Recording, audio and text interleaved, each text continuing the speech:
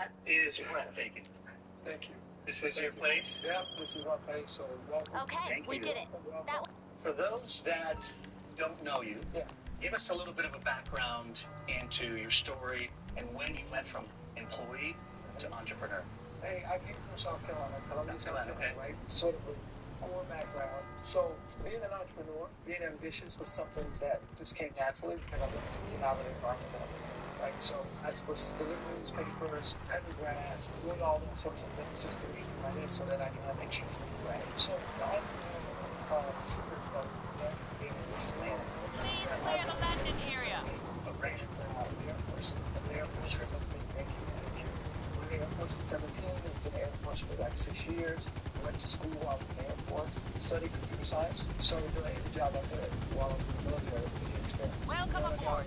I got it I from wanted to get a job. Enjoy the complimentary champagne in the back. The highest paid military. Where is it we're going So then? when I got out, when I got out, I asked for that amount, and everybody laughed at me. And so what I did was I said, what would it take to make that amount? And they would tell me where I go now. I was like, building skill set. We'll be there in no time. To get that amount of money. So that's how I got my first job out of the military. So did that, got a consulting job, working for a Life consulting makes company, a lot more and sense left that up here. company and started my first real business. That's awesome. Very inspiring. You guys keep watching because you'll hear more from TJ about the millionaire mindset, about the skill sets that you need to really make it to this level. I love an argument Can you with please clarity. give us a quick Don't you? snippet of where we are? And man, I can't wait to see your car collection. I share that passion with you, TV, like 110%. I can't wait to see it to our audience as well. Yeah, perfect. So, So I'm doing this a humble manner because when I look out, I'm looking out and see Ashton Kutcher's house. Then there's Justin Bieber's house that's being built. And then there's Mark Wahlberg's house. Mark, I love to this. yeah, you're in the right spot. Which goes in. Yeah, so it's humbling, right? It just keeps you Where'd you humble make your because you see it and you go, wow. Was it the There's drugs or the gun? always things to achieve No, and no, you no. realize how blessed you are to be here. Absolutely. But there's a lot more that we can do. Yeah, this is not your ceiling. Yeah. Right? You got to break through the next one and the next one. Yeah. Building a business to 7 figures. Yeah. Like, what would you recommend one entrepreneur focus on? Maybe he's just getting started. Just getting started. Yeah. I like marketing.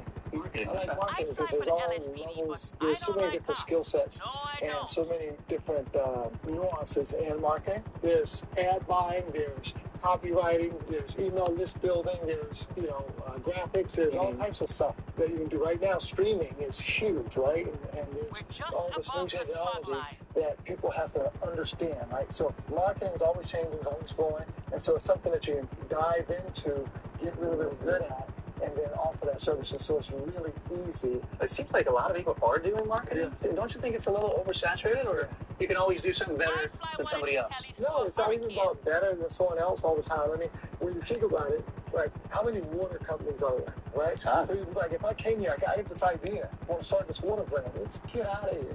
You're crazy, right? Because it's already a saturated market. It's crazy. And so the example I use all the time is there's a brand called Hint. So the whole idea is there's a hint of flavor. So there's always been water brands, right? So there's water brands with a lot of flavor. There's bubbly water. There's, sparkling water, whatever, right? There's all types of water. But Hint came in and they're killing it, right? Like if you look at evaluation, you look at all that stuff, they're just absolutely killing it. But they've only been on the scene for the last, few years. But you would have said that it's saturated. But they have a position, right? We're only going to have a hint of flavor. They had cool branding, right? And if you can market water today, then what is saturated? How does having a clear vision achieve or help you achieve the level of success? I mean, that's it, right? Is that it? That's everything. It's important because it's like, no matter what you're doing, if you're driving a car. What we're waiting for? Yo, Brody. Yo, what the fuck happened? Never. Wow. Yeah, I got your text. That's it. My rotation Another come? with a death wish. Yeah. Yeah, I was doing some work at the job. Wait, your birthday's on the 24th, right? Like, it's on Monday. It's on Monday? Yeah. On the 25th. I knew it. Hold on. But yeah, I'm at the house now. I'm chilling. I'll do it like an hour. Yeah, that's cool. I'm just Okay, drop. alright. I'm seeing the hour, so. Where you gonna run now? Dick face! Your vision is like most Get down! Get I down! want to see if you're Come the fuck in! see Shit, carry down! gives you a huge advantage, right? So how well you see where you're trying to go. Go! Ah! So based on how well you see, right, how clearly you can see things, you can then go, you know, I know exactly where I'm going, what I'm doing, and why I'm doing it, right? And typically you can see things better than other people or sooner than other people. So with that, you have a lot of confidence in how you move. You know, I see what I see. You might not even see it, but I know if I go off and, you know, buy this car, as an example. That could be a distraction. Because I know, well, it could be a distraction, but it could also be, you know, I think Jay Leno said, man, his best investment ever is when he bought his McLaren F1, because that car is now $30 million. Like he knew. What's going on, brother man? What's up, black man? Shit, the house is waking up. Yeah. Just now waking up. Mm, We had a long night. I love it, but it was more fun. I stayed up with my mom. We had family. So are you coming Saturday? Yeah, I'm cool, sorry. Are you gonna bring anybody with you? I don't know. I'm thinking about like what I'm gonna be doing. I gotta get my hair done that morning. I know that, and then for Friday, I'm looking to get my hair done sometime, and then just be ready for Monday. Monday, I'm trying to see what's good. Bye. In the crib. Go to work. I got work at 2:00, so I can't even do nothing. But we'll get that brace off you before I go do something. I don't know. I'm thinking, what's today? What's today? I think my mom's in the city. Let me see if I can go over there. Over there in the city. There. Let me try and get it. So I'll make sure I have enough food and beer and shit. Yeah. I don't know. My brother might come, Kai, but I don't know. He works, so I don't know. Yeah. Shit don't start at 3. You hear me? Yeah. 3 o'clock ain't bad. 3 o'clock ain't bad. You know black folks ain't on time. I think I'll get out at 2 or 1 on Saturday. I think I'll go on 9 and 1 on Saturday. Good.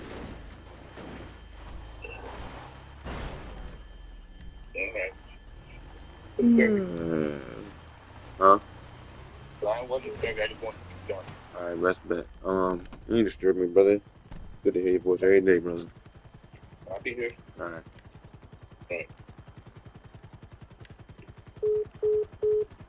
Because he saw something that other people didn't see. Coming in for landing. Give me some space. That's the but he had a vision. Now, dispute if you're trying to reach your wife. Right? If you said, now you see. Settle in and relax. We'll get you there safely. Help yourself to a glass of something. So you're mistakes. Entrepreneurs probably make more than any other. You know, I don't even mind being paid for your ill-gotten gains. Just don't tell my mommy. Mistakes made by entrepreneurs that prevent them from growing revenue. What personally have you experienced? Executive hellies need executive discretion. We're up here above the idiot. Well, almost. So that's always a temptation. Oh yeah, I mean that's what happened. The other one is not. And here we are. I'm told you're base jumping. Get out here and pull your shoe. Everything kind of makes sense up here. You're never working for yourself. You're working for your customers. Right? You're working for your employees. So you're never really working for yourself. That whole idea you're working for yourself. So you don't have someone to answer to that says,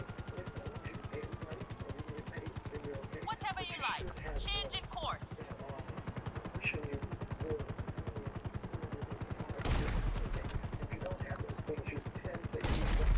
This is the only way to get around San Andreas. From the beach to downtown Los Santos before your hair's dry.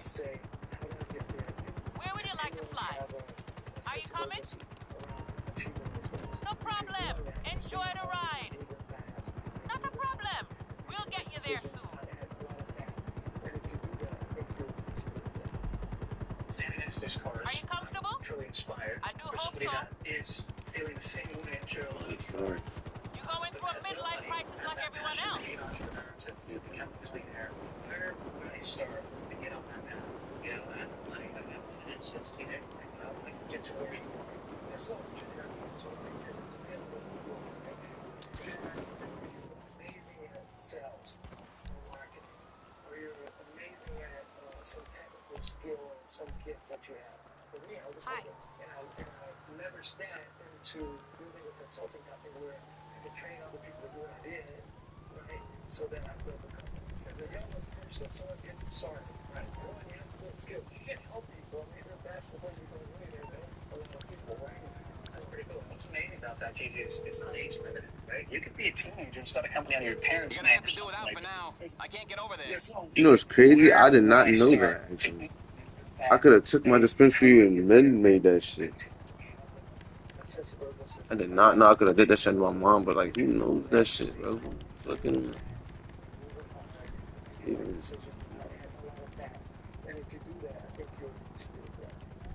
Standing next to his cars, I'm truly inspired. Or somebody that is feeling the same way I'm sure a lot of you are, but has no money, has that passion to be an entrepreneur, to become a millionaire. SVJ. I know you got the Vaulto over there. I know you got that. You got some shit.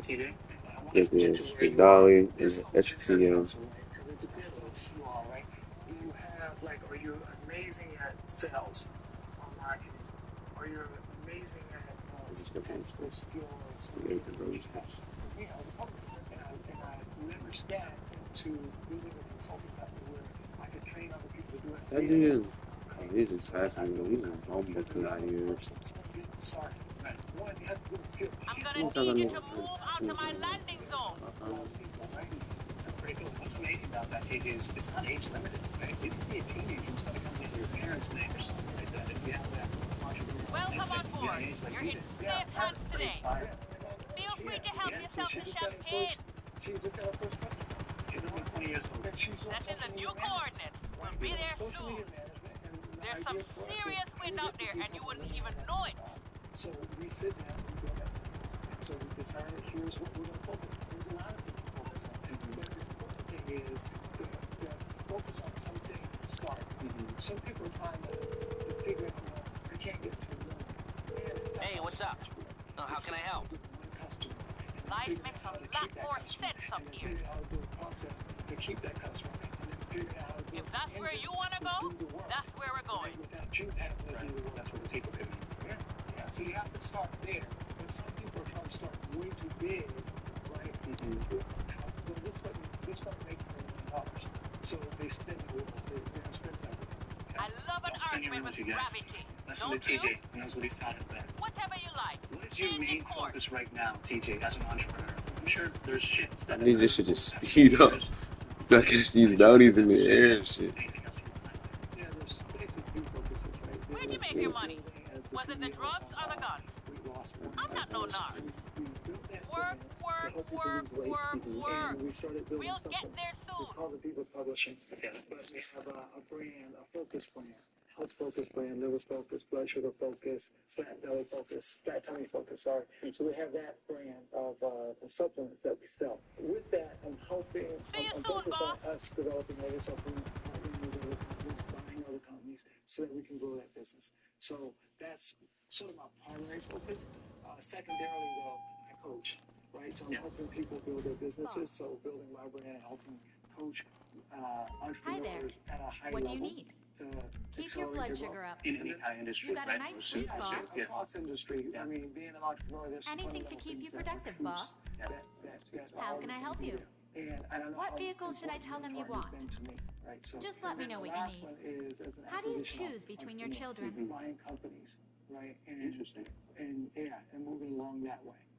Let's talk about passive income, right? I mean, is it real estate? Is it important for entrepreneurs? Obviously, I would think it is, but what can Just you touch give me on the that? I word want to and I'll extract make it a little happen. bit about that. Because we have companies we can build, services we can offer, products, but then What if I, as an entrepreneur, want to create passive income for me and my family and create that legacy? Yeah. So so one, when people say passive income, they almost think about not doing anything at all, right? Yeah. So comes through the mind. Right. So to make passive income, so there's investments, right? Like securities. Right. There's some real estate investments or REIT or whatever, right? There's certain things that you can do to invest and you don't do anything, right? And I have a couple of investments like that, like a huge project in DC where I'm making an investment, but I'm not doing anything, right?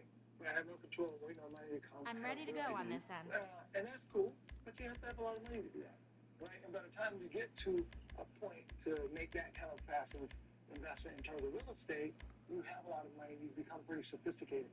But one thing that people don't think about in terms of fairly passive income is buying businesses. You're looking very sharp, boss. You become an acquisition entrepreneur, buy businesses. You can buy businesses with no money now, all the time. It happens every day, all the time, where you can buy businesses, and that can be fairly passive, right? Sounds really interesting. Yeah. Big thanks to Stash for sponsoring this portion of the video. Having the life you envision does not happen overnight. Believe me, I was where you are today, wondering, am I investing my money right? And I stopped worrying when I found Stash. Stash is a personal finance app that makes investing quick, easy, and affordable. For as little as $3 a month, you get access to stocks from brands you know and trust, such as Amazon. Yeah, Stash. I had Stash. I still got it. No, I do. And as soon as you make your first deposit of $5, you'll get $25 to use at choice in the app. Download Stash right now. It's like keep your wealth apps, man. Investing tools that make it really easy to I get deleted everything when I got this fucking new phone. That's new. It's that simple, you guys. Click the link below if you want to build strong financial habits with a tool that automates your investments on a set schedule of your choice. Anything you need, boss. Oh, hi. What can I do for you? Thanks to Stash for Let me know sponsoring what this you want, portion and I'll of the tell the video. Pegasus people to get it What ready. systems and tools do you use Quite to a do to collection manage your you've got here. finances? So Whatever you want. I'll get him to bring it up to the Do helipad. it all the time. And then I think the big one is we have a cash plan that we manage. So basically that's like a projection of what's going out, what's coming in, what's expected, what the cash flow is going to look like on a month basis. So I do that. What software is that for? It's an Excel spreadsheet to do a budget essentially for, but it's a cash plan. There's some money that I have every month. That's something you created? Yes, especially in just box something. It's something I created used in my previous businesses and use them in my current business to say, hey, where's the money coming in? What's coming in? What's going out? And how we use it. So that's what really metrics to put money in, how to allocate it. Interesting. So just two quick hooks on Excel spreadsheets. That one also use a dashboard that tells me every day how many things are selling, whether it's books, whether it's supplements, whether it's classes, whether it's challenges, whatever it is, right? So that's the dashboard that we had to create. Let's continue the conversation in the car. Take a loop around the Beverly Hills. This is up. Yeah. I love Ferraris. I mean, I can take a Ferrari over a Lamborghini with the sound. You can't stop now. If you don't mind, let's hop into this beautiful car. Yeah. Continue on. Yeah, let's do it. Let's go. Yeah, let's do it.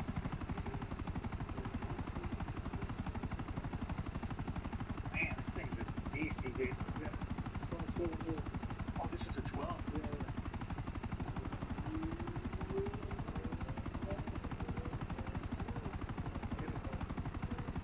Financial setbacks can kill somebody, right? As an entrepreneur, I'm sure that's going to hit you at some point in time. How do you recover? Because some do, others don't. I mean, get stuck in that mindset for too long, maybe, and Right, so we have that mindset. What's the option? What are the options?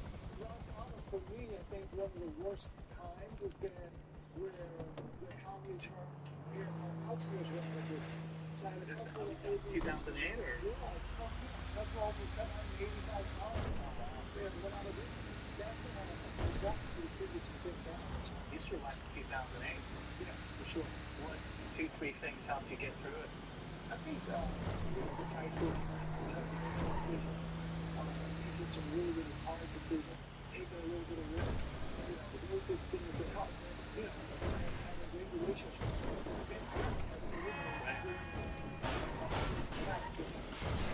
Those are the things that help me. I think being decisive, also not having like the divorce is not an option. Yeah, but it's like if it's not an option, it's not an option. It's not negotiable.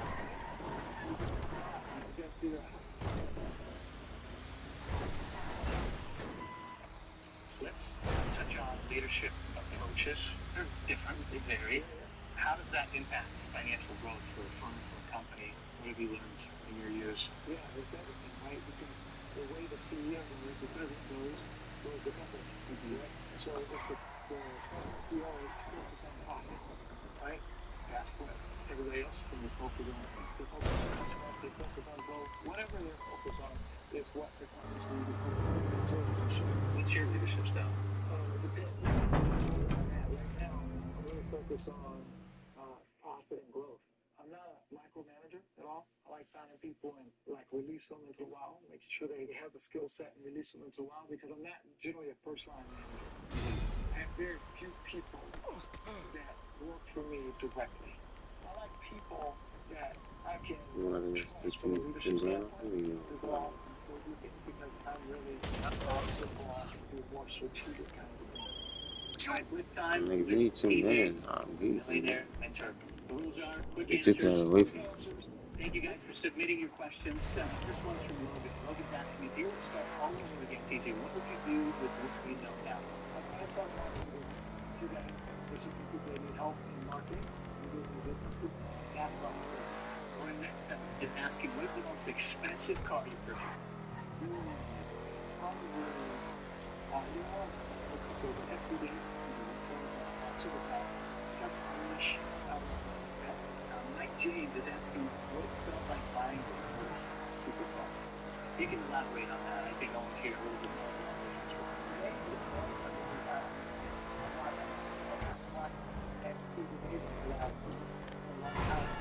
Figure out what I wanted.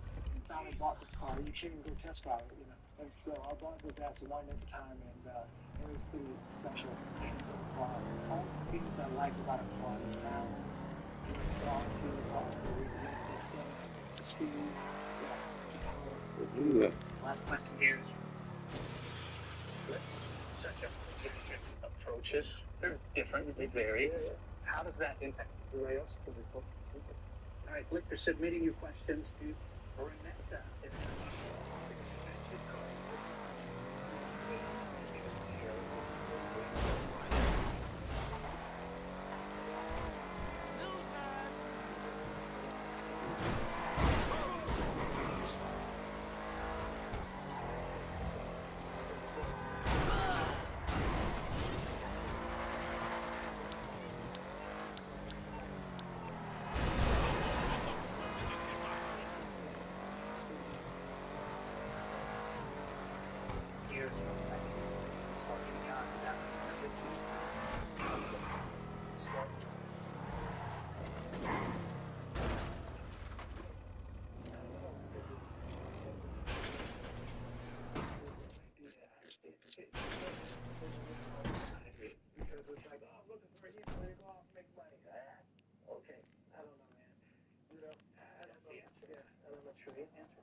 Thank you guys for submitting your questions. We really, really value and appreciate it. What about niches that in this environment, especially heading into 23, 24, with where the economy is globally, what would your advice, and just from your experience, be certain niches that you're like, I probably wouldn't touch that. Why not? And one of the niches that I think suffer during economic downturn is sort of personal services niches. I get my cars washed all the time, right? Yeah. Like, man, I don't need to get my car washed every week. I can get it washed every 2 weeks now. You know what I mean? Maybe I can get it done every 3 weeks or whatever it is. My point is that certain things, it doesn't mean you can't go into those things. It just means that you have to work a little bit harder and understand that this is what's going on. But I don't think just because the market is turning that you say, I'm not going to do that niche. All right.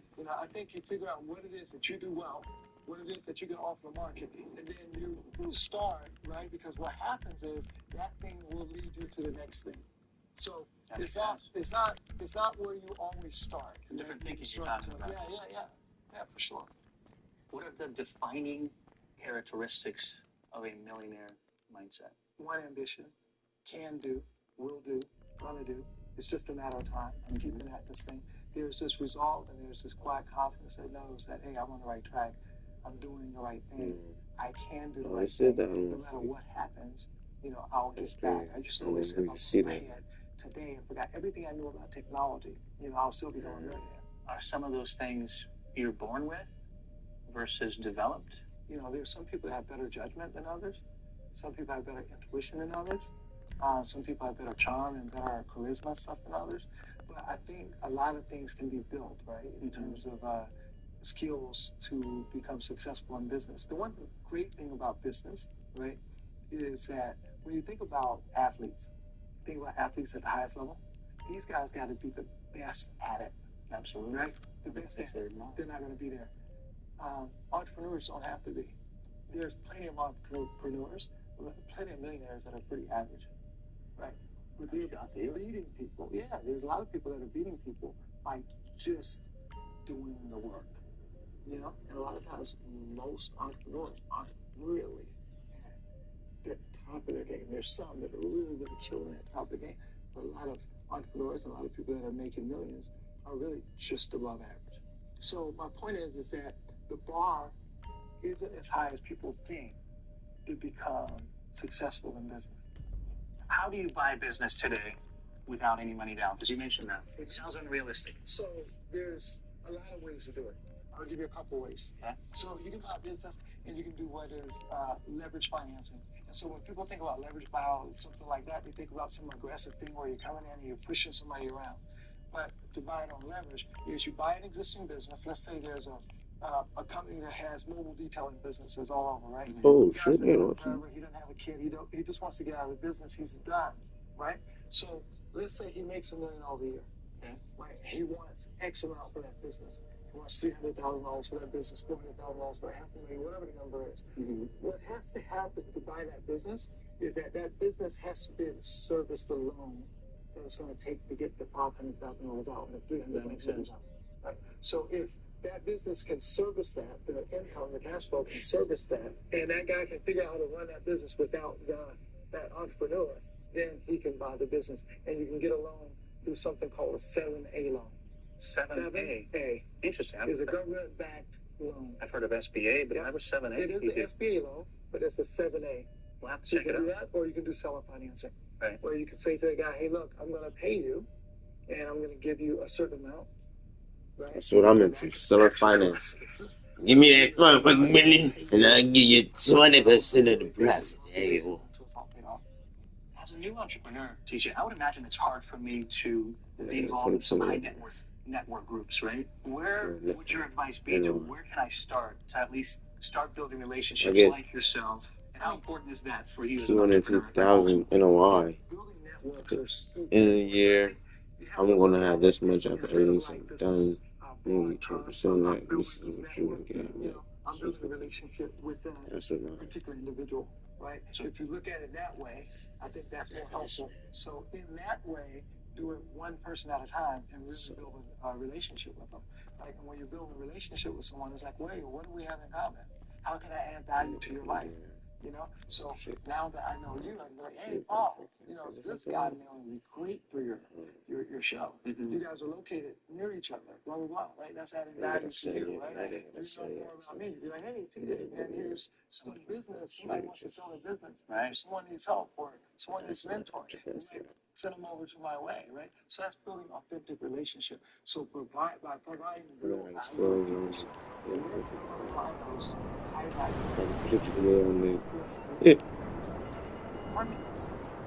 there's high value individual markets, right? So you can buy on the love of cars. You can buy on the love of anything. Archery, it doesn't matter what it is. Whatever the hobby is, go do that thing. Go be around it in an authentic way. Because people will slip out. Another thing is with the network stuff, don't be afraid to ask the question. Don't be afraid to use the network. Because sometimes people in relationships, a special moment when they can ask the person this question or activate their network. Ask people the questions that you need to ask them to move forward. Let's talk about briefly the value and the role of You already coaches said, ask them the question you in need to your ask life as an them. entrepreneur and those watching. How important are they? What do they contribute to the business in your life overall? Coaches have always been important for me. When I made the transition from being an employee to an entrepreneur, I called my mentor and I told him, I said, hey man, I just got fired. He said, hold on a second. And he put me on speakerphone and he said, say it again. I just got fired. And then he said, he just started laughing. Right? He said, this is awesome. I was like, what? You're celebrating? Yeah, he's celebrating. I just got fired, right? And he's laughing. He said, well, this makes you do what you should have done a long time ago. I think another entrepreneur that I got, the first entrepreneur that I paid for, I paid him $50,000 to be to try to change. Yeah, to be a mentor for a year. And this was Wallace. Sure. And immediately, out of that process of going through that whole program, I 10x'd that money that I paid him. If I don't have that money, TJ, and I'm watching this interview and I'm like, man, I need a mentor.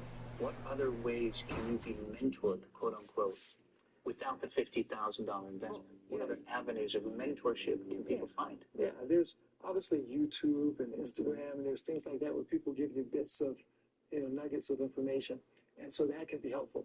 I think Les Brown has been a mentor to me my whole life, and I never met him. But sometimes you need specifics, right? And so you can learn from people. Being coached and mentored by someone is different. Go help someone else in their business. And that was one of the things I did often, was go help people in their business, and they in turn help me. So that's one way to do it. But usually you can find some sort of mentor or coach that can help you at the level that you're at. And people should not be afraid of investing in that. But people are. Earlier in the interview, you mentioned acquisitions as your third pillar that you focus on as an entrepreneur, acquisitions of current companies. So what are some things you look for that really get you excited about possibly acquiring it?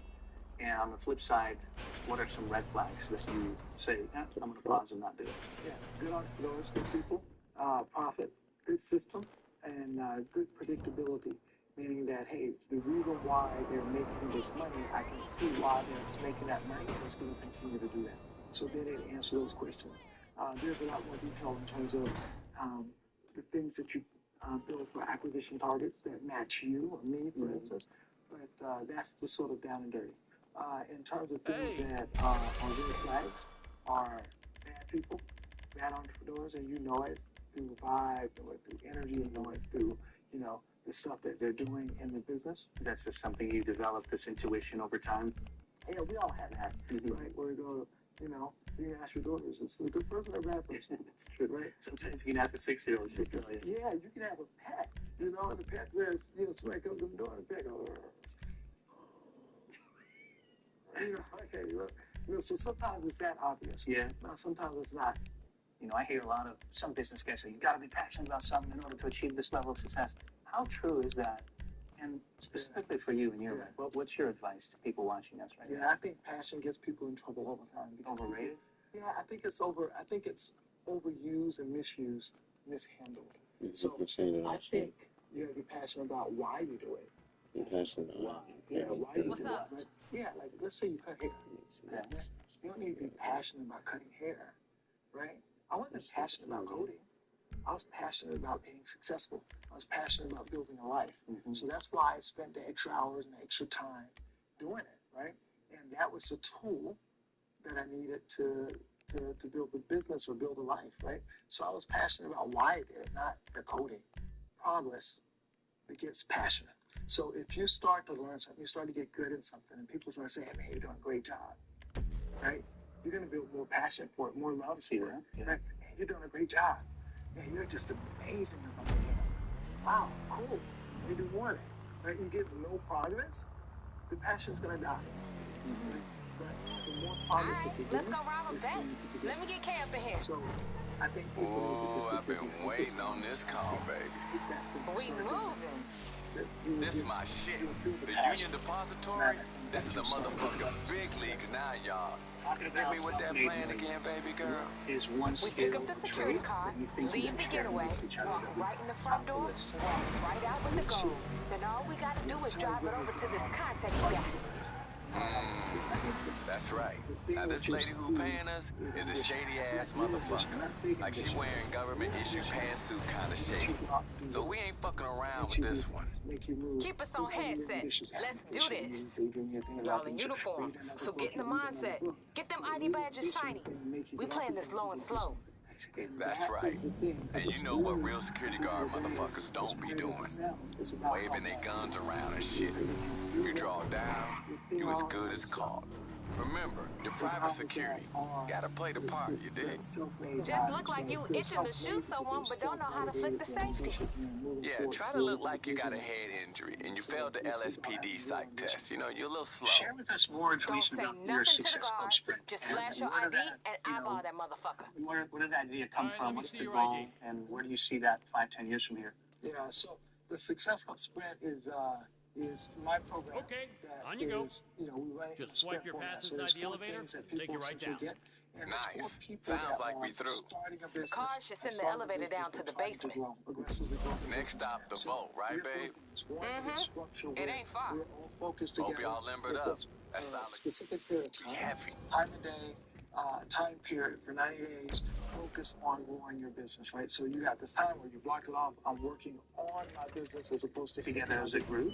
Together as a group. So we have virtual meetings. You're working on things together. You have a portal that you in? takes you through. Why y'all whispering, Kay? Really I'm hyped, girl. Shit, how the fuck you so chill? Cause that's my job. You wanna fluster my shit, you better get on your back, player.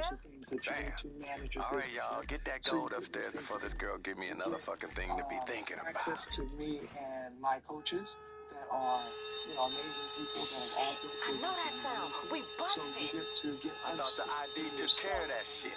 Grow your business, you try to do things where you find a Google stuff that you can't find an answer to, or you need somebody. Soon as your bag's full, we put a plug and get the hell out.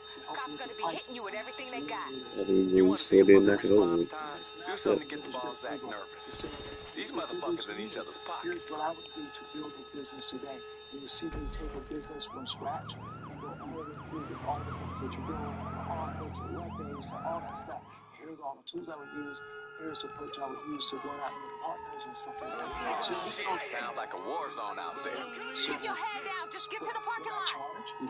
What are you gonna do now? Mentoring, coaching, and I break their business down, and I figure out the best opportunities. You updating your status or something? Get your ass out of there. So a lot of people can't afford that, right? But we can afford working with them this way and get a whole lot out of it, right? So it's the best thing for their buck, right? In terms of getting value and getting focused on your business. Day-to-day habits that I should focus on to just continue to develop that, knowing that it's anything is possible. I think starting early, getting up and getting at it early. My whole idea is to get more done by noon than most people do all day. So that's one. I think building a list of things that you're going to get done and committing to getting done. I don't think to inspire other people is important because actually you're preaching to the choir. You're inspiring yourself. Why not you? I got a lot of people to coach and mentor, right? So it's like, hey, I'm coaching and mentoring these people. And in that case, to be able to be your little sister, right? That plan is, this is just a life that will inspire you, right? Like, just keeping that. Also, having a night routine as well. So, having a way to end your day so that you get off to a really fast good start. That's the flip side of it. Just, habits that sabotage the success that we can achieve. Not being consistent, not wanting to be consistent. I think you have to have a little bit of faith. That doing this business and leaving you all over the top. I think that's important. I think some of the things that you really kill your growth will be successful. And I'm not say this in your chasing skirt, all the time. drink it too much, or smoke weed and stuff like that, that kind of stuff is going to destroy your chances for success. No money on that. It's like, to things in and of themselves, it's not one of those things.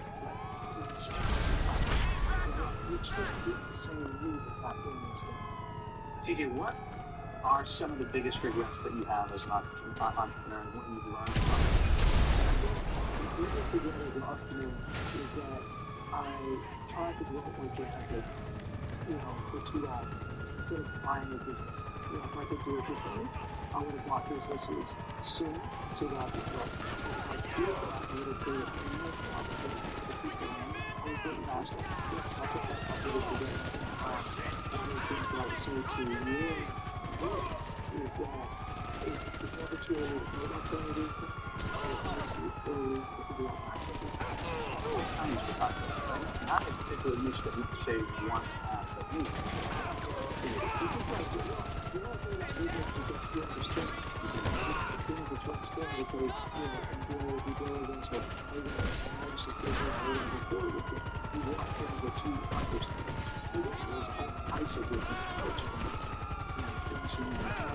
service businesses, to marketing businesses, to printing businesses. There's a lot of opportunity out there for business owners that just like trying to place yours. Like you were saying that earlier, you see, we realize that, wow, there's so much opportunity out there.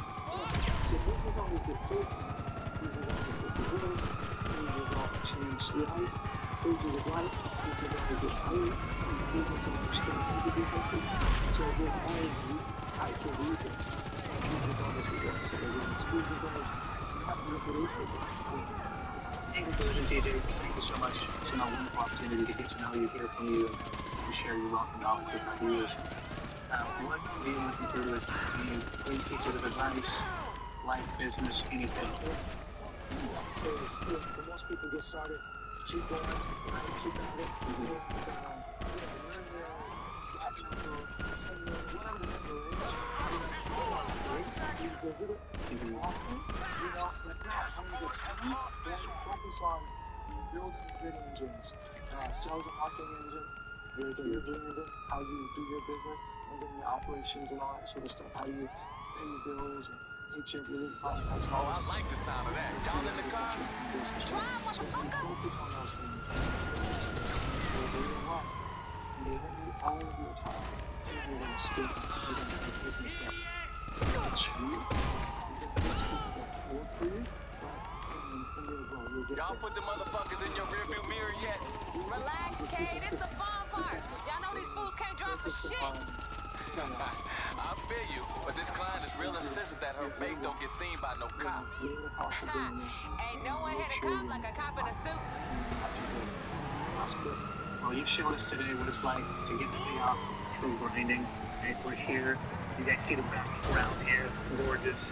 Make sure you check out the Millionaire Mentors channel, right? And it's been a pleasure. Thank you so much. Well, that's a wrap, you guys. I hope you really enjoyed this episode and were inspired by TJ, the millionaire. Hey, how we know this client of yours is legit, Kay? This ain't some entrapment bullshit. She cool. She need us more than we need her. Came to me because I ain't from around here. Ain't no LSPD or any other kind of files on me. I keep my shit protected, baby. Aight, babe. I know you do. If she good with you, she good with me. Why the hell they after that shit ton of gold, though? Same reason as anybody else, baby. Just a different color hustle. Long as they money green, I'll take it. Let the church say amen, baby. Amen. People think that they're going to go out there and find this business model that is going to make you money. Without having a strategy around your base.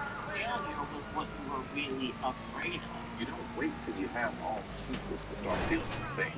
You use what you have to do well.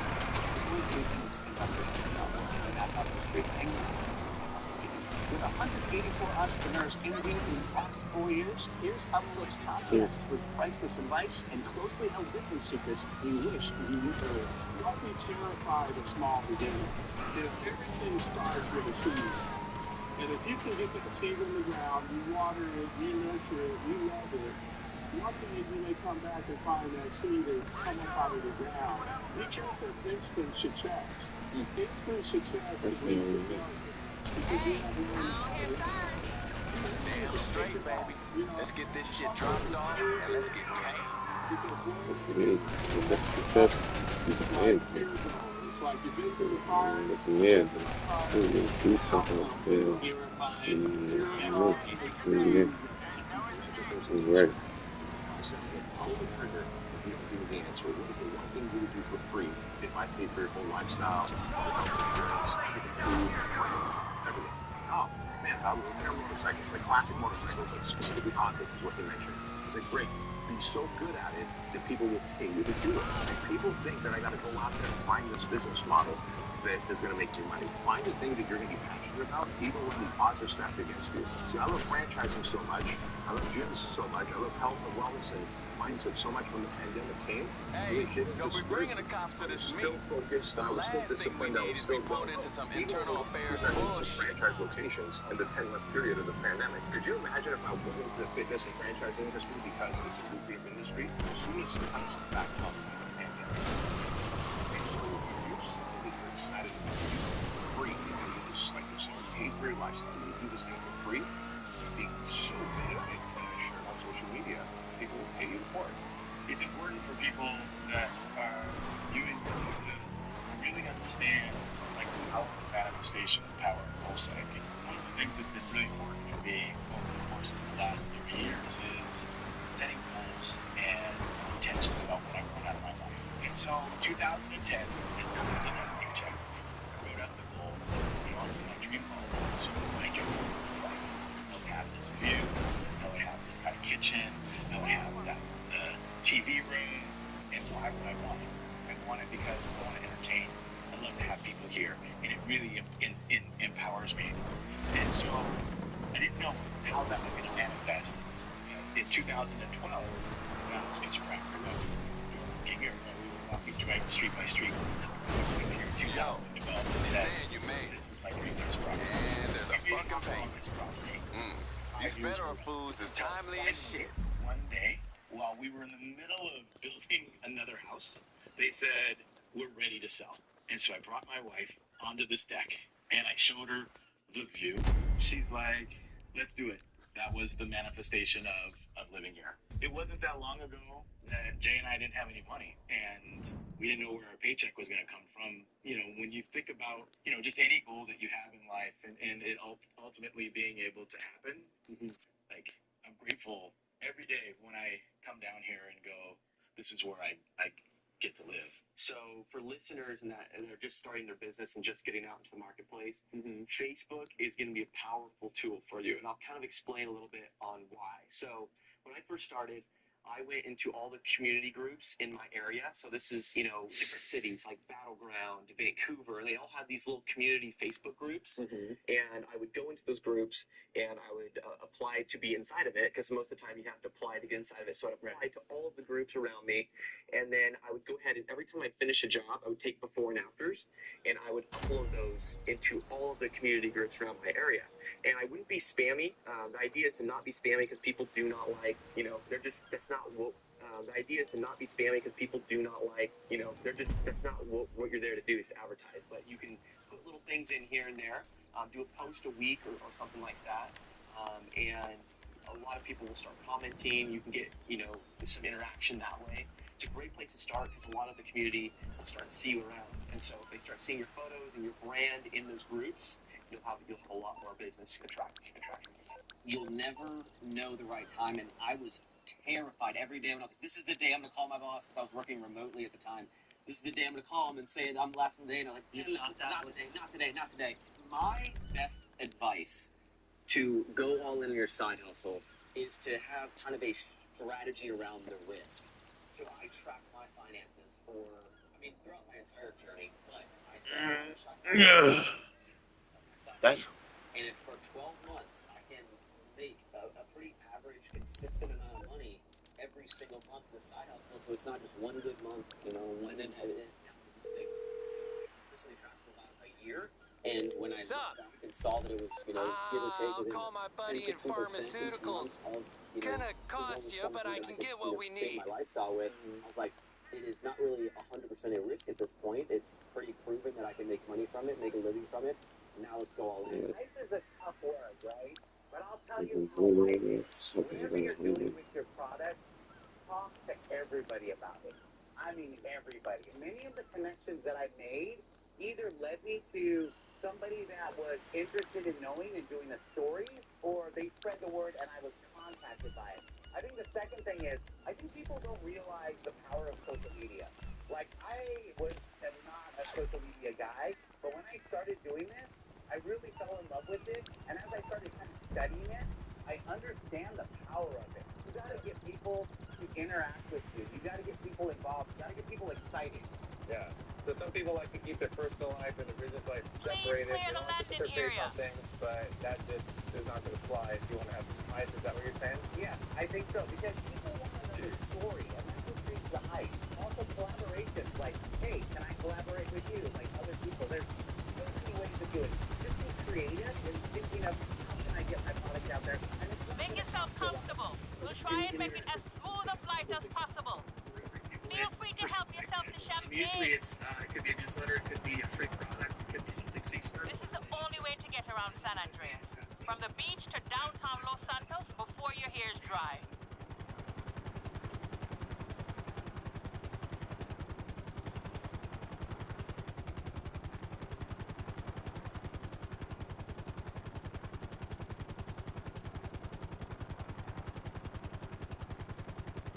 There's some serious wind out there and you wouldn't even know it.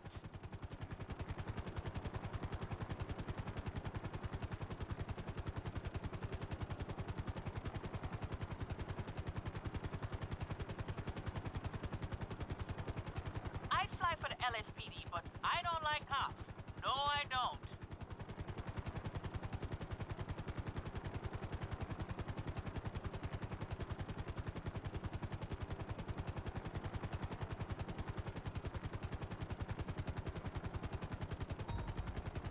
Are you comfortable?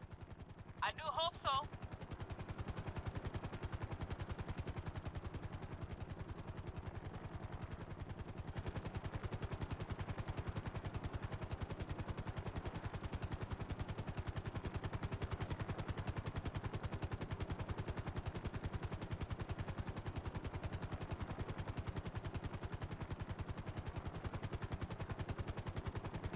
The city's more beautiful up here.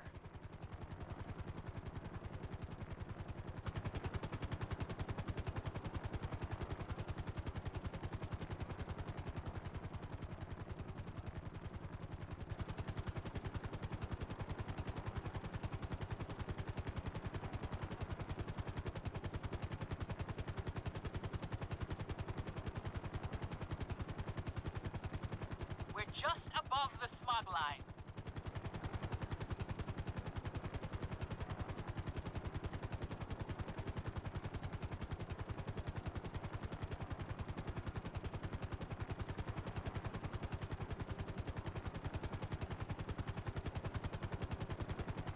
I bet you're happy to be out the LS traffic.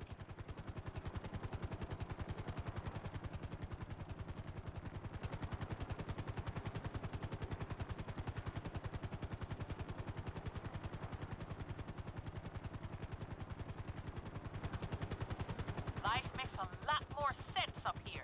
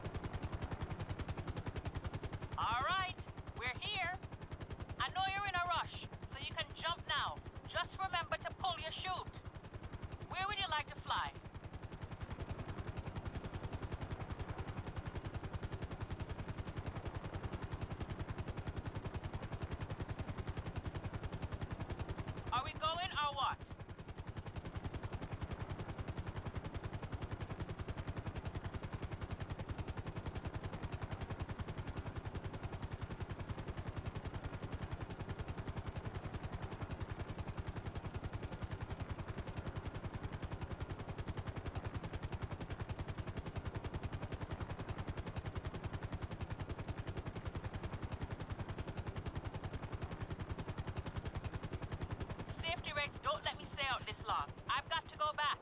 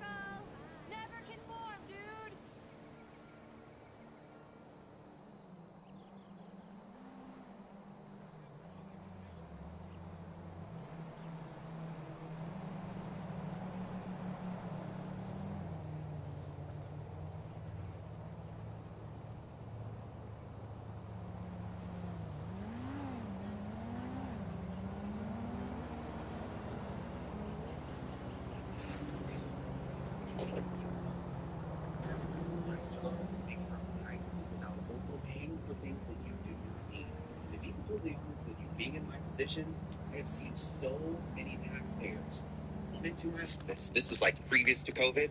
Sit down with me and try to explain all of these expensive trust structures that they set up for hundreds of thousands of dollars, by the way, and none of it is needed and none of it's useful for them. What I want to do today is, and none of it is needed. If you follow me and you're on my channel, my job is to make sure I'm guiding you without overpaying for things that you do not need. And to be completely honest with you, being in my position, I have seen so many taxpayers come into my office. This was like previous to COVID. Sit down with me and try to explain all of these expensive trust structures that they set up for hundreds of thousands of dollars, by the way. And none of it is needed and none of it's useful for them. What I want to do today is I want to break down how you can develop a trust structure correctly, what the phases are to get into the right type of asset protection for you and your family, and how you can approach this with the right type of mindset. But if you're watching this right now and you already have all these different trusts set up, I don't want you to be discouraged. What I want you to do is I want you to lock in on this training. So this can help guide you figure out how you can utilize your trust structures to the fullest extent. So let's dive in. All right, guys, let's jump into phase number 1. And this is probably really the most important phase. Phase number 1 is income generation.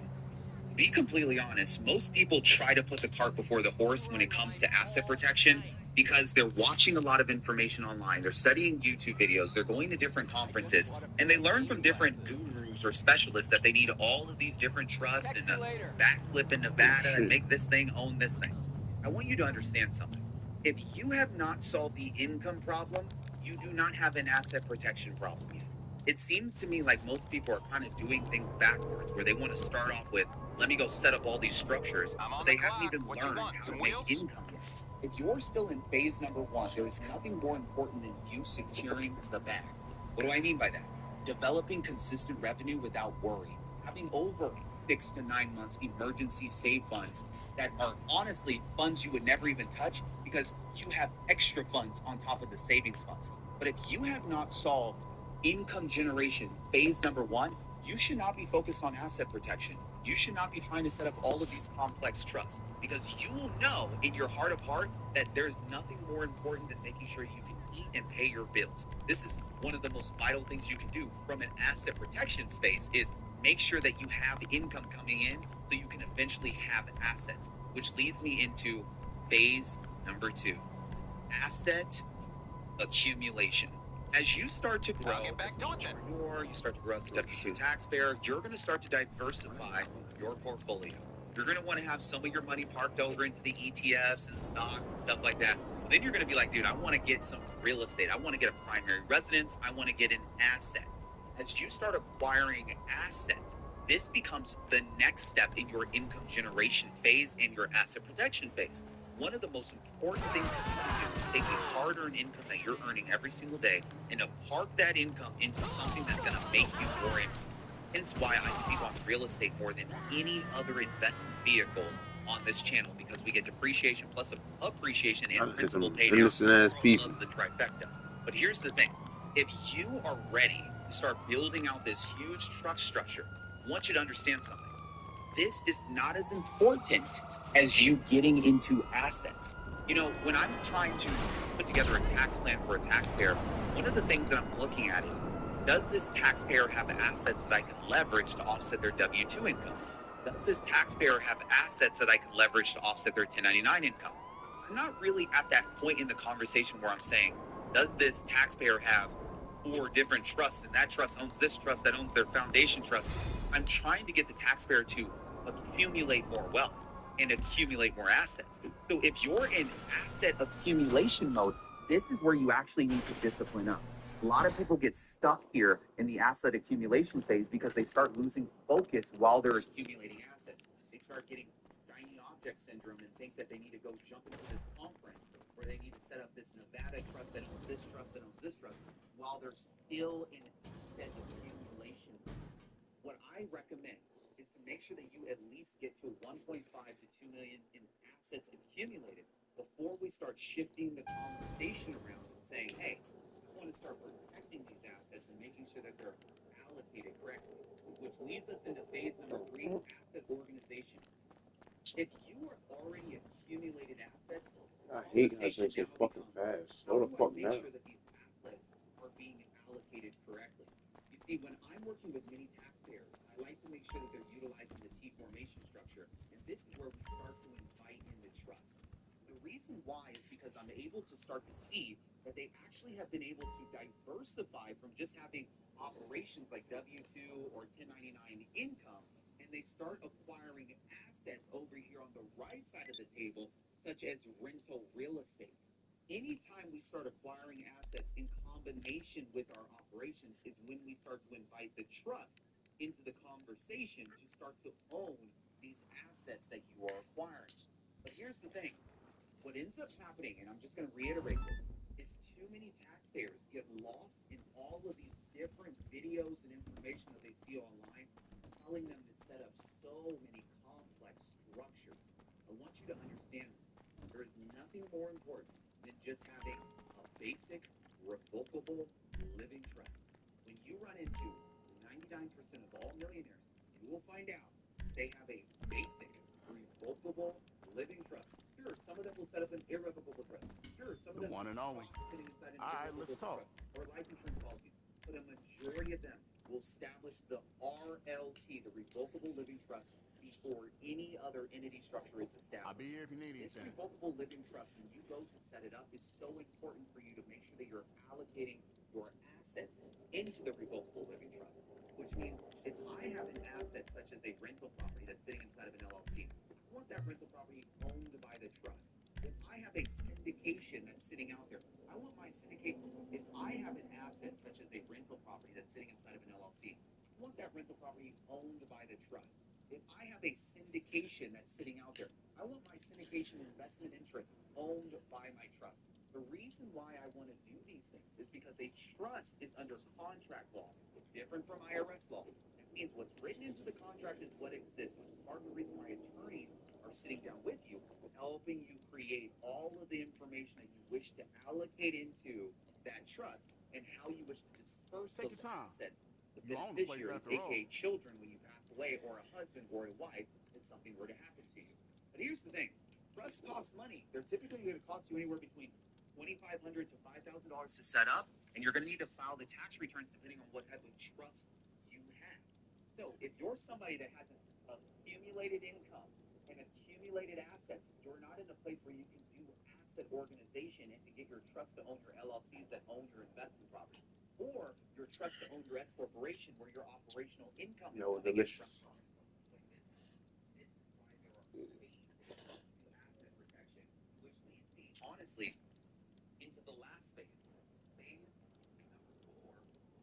Phase number 4 is estate Planning. structure. When it's time for you to start doing estate planning, the reason why Research right estate now. planning will become important to you Carlton is Dennis, because there is a concept Evan called Whitehead. estate taxes. Now, many of us don't worry about estate taxes because we're so focused on phase number 1. Carlton, I'm just trying to make income and pay off my bills and then get to a place where I can accumulate assets.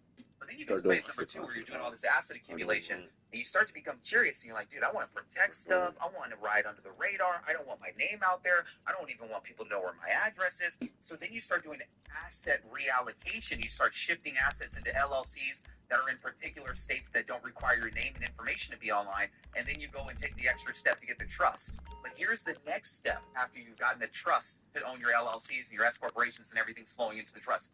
The next step is your estate planning strategy. The reason why your estate planning strategy is so important is because the IRS has rules around who is going to pay estate taxes based on how large the estate has grown. You see, once your estate has capsized over 11 or over 25 million, you are going to pass on an estate that is going to end up resulting in taxes for your heirs.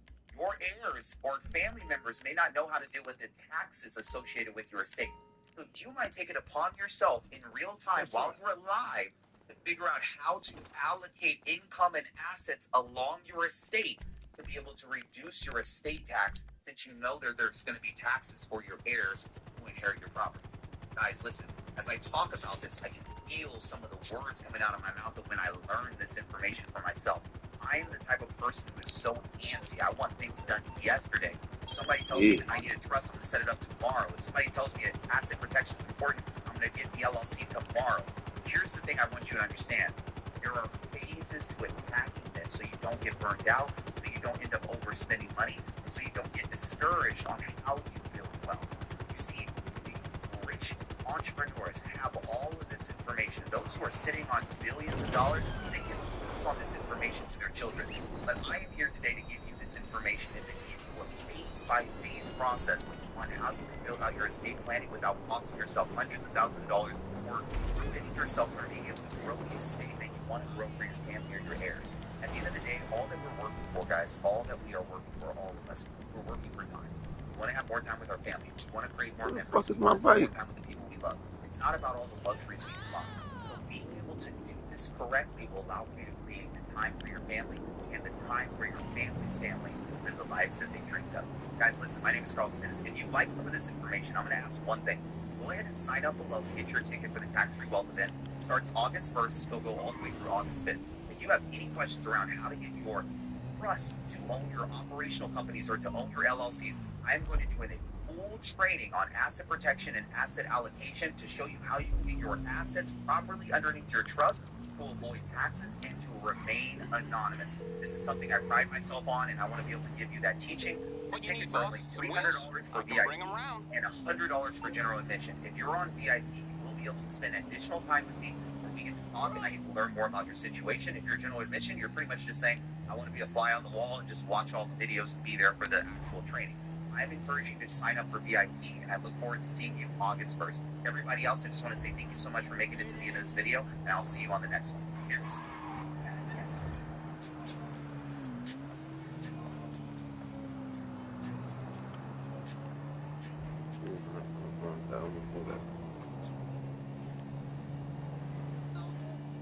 One of the people who desires to create wealth, or are you one of those people who just desires to have enough money just to be comfortable? In this video, I want to talk to people who have a desire to create wealth, not just wealth, but lasting, generational, perpetuating wealth. And in order to create wealth, you have to understand the purpose of cash, right? Or the purpose of wealth, what wealth is, what wealth is not, the purpose of cash. And it's really fascinating when I talk to people like, I can talk to somebody for 5 minutes and I can pretty much, even though we're just talking about random, I can pretty much assess where they are financially because your words, they train you. They tell people who you are. And well, the idea feels hard until you learn how to do it. And then, once you learn how to do it, you ask yourself the question, why did I ever feel like this is hard? I don't know if anybody can relate to what I'm talking about. Like, when you're on the come up and you're struggling financially, you're like, I don't get why this isn't working. You don't know why it's working.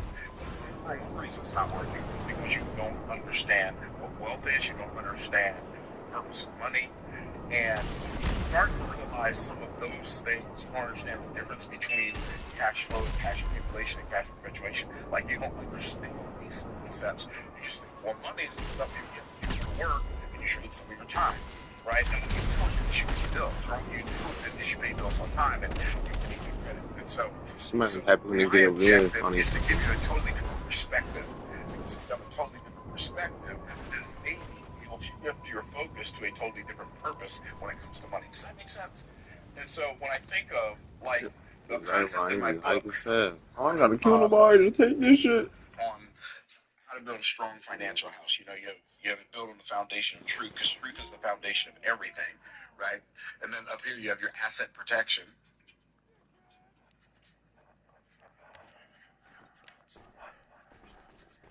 And then you have your 4 windows.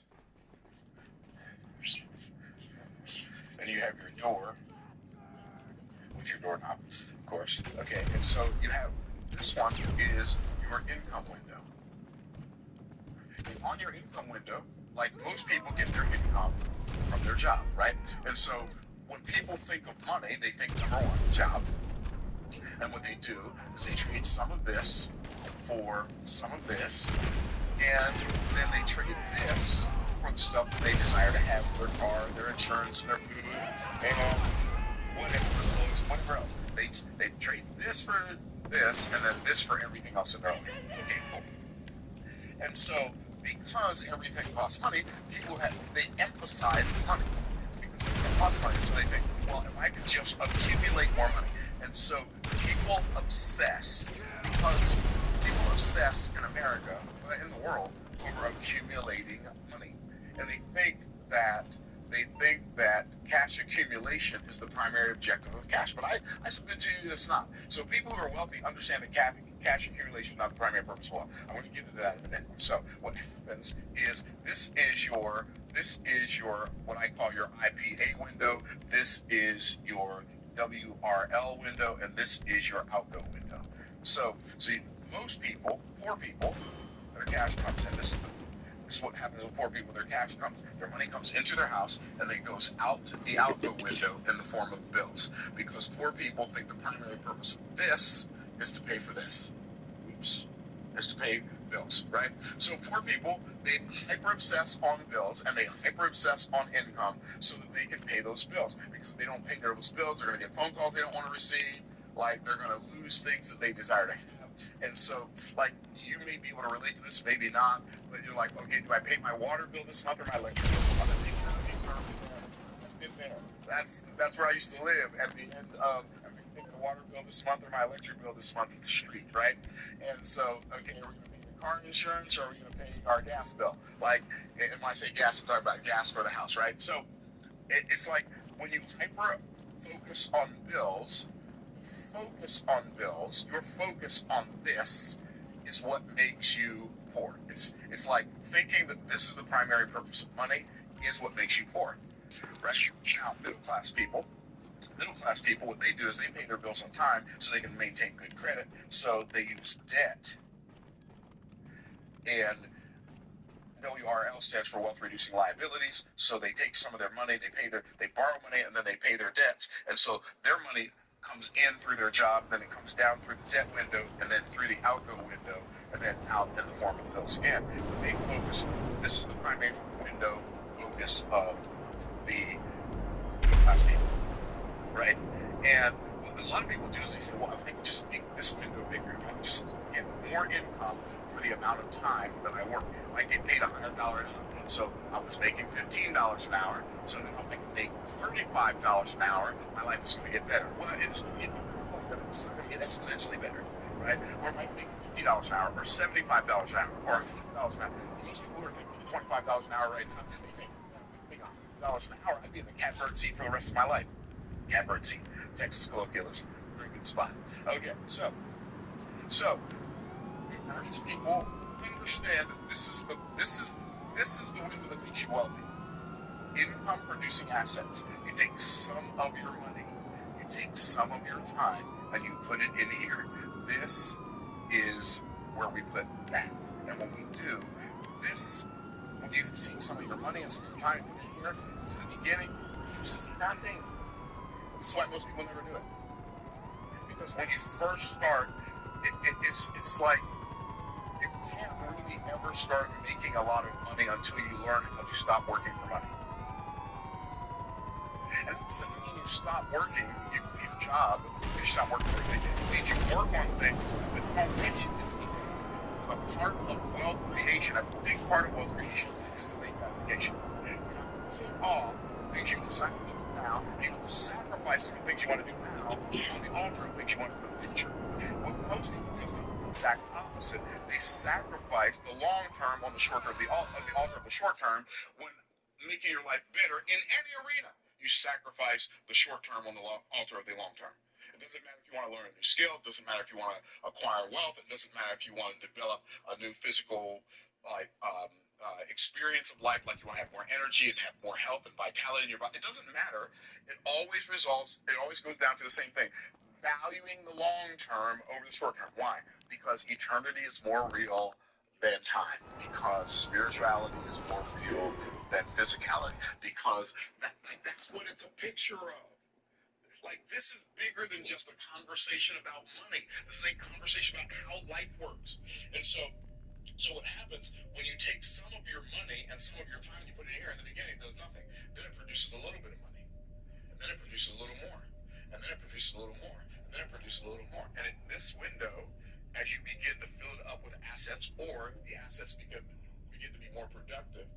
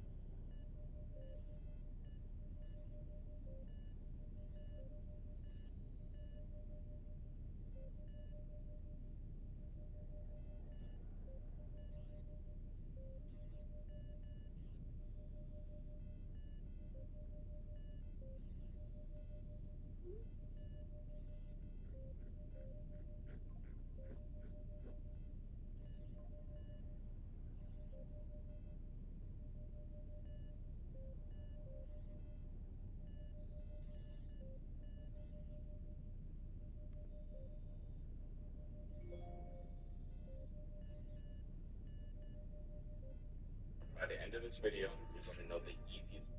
By the end of this video, you're going to know the easiest way to become a full-time trader, even if you're starting as a complete beginner.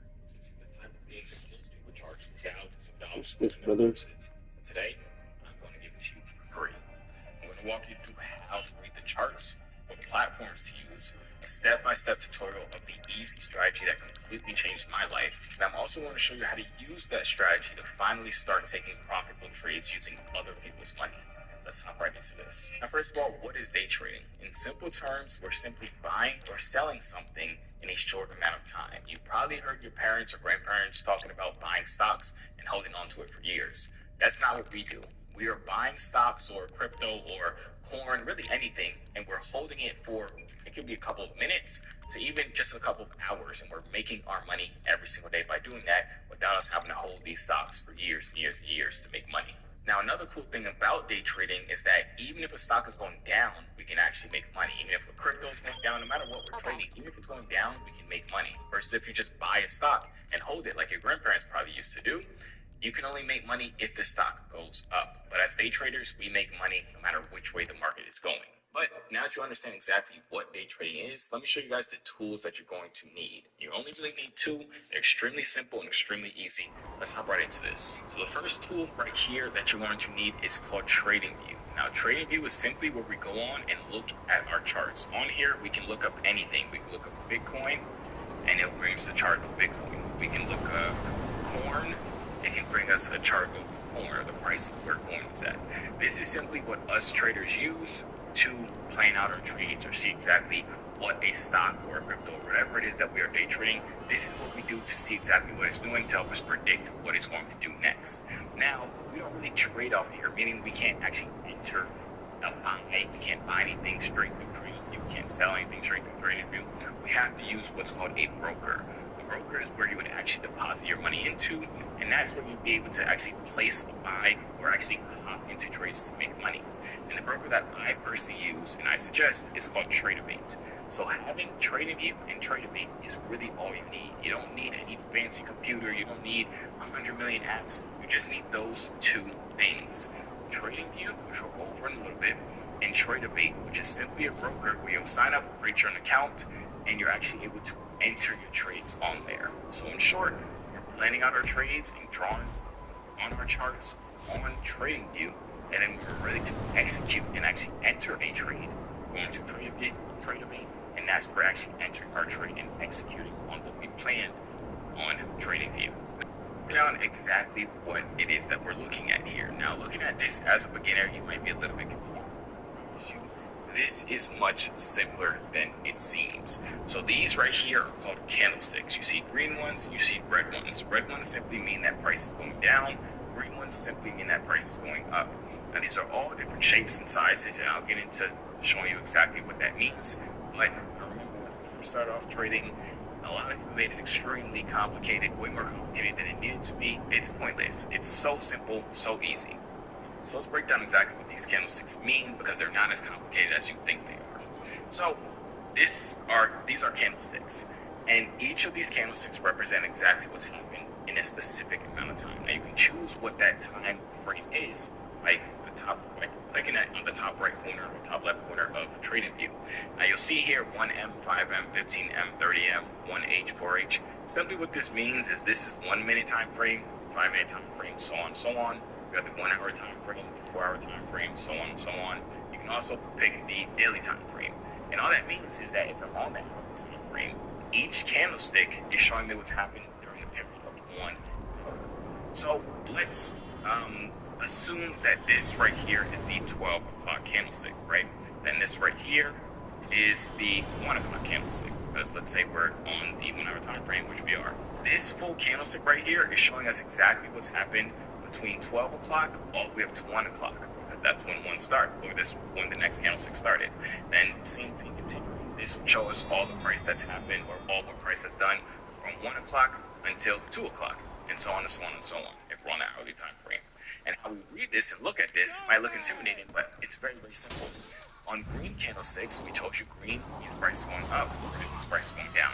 on candlesticks, the bottom of the body, which is the thick part of this candlestick, that's where price started at. So at 12 o'clock on the dot, price was right here. At the end of this candlestick, so 12 o'clock, at 1 o'clock on the dot, when this new candlestick started, the top of the body of the green candlestick, that's where price ended at. Now you might see these lines on the top of the bottom, the skinny lines. When this new candlestick started, the top of the body of the green candlestick, that's where price ended at. Now you might see these lines on the top of the bottom, the skinny lines. This is simply showing us where price has been out that candlestick. So, although price started here at 12 o'clock and ended here at 1 o'clock, throughout 12 to 1, price that came up here, it was here, it was here, and it went down here, went up here, down here, all throughout the candlestick. That's what the wick is showing us. That's telling us during that time frame, price went all the way up here, it also went all the way down here. Now, on two red candlesticks, it's vice versa. So on the body of a candlestick, of a red candlestick, the top of the body is where price started at, and the bottom of the body of the candlestick is actually where price ended at. And that's extremely important because that shows us that we started up here and we sold down here. Now when it comes to the wicks, which are the skinny lines, the wicks the exact same as green candlesticks.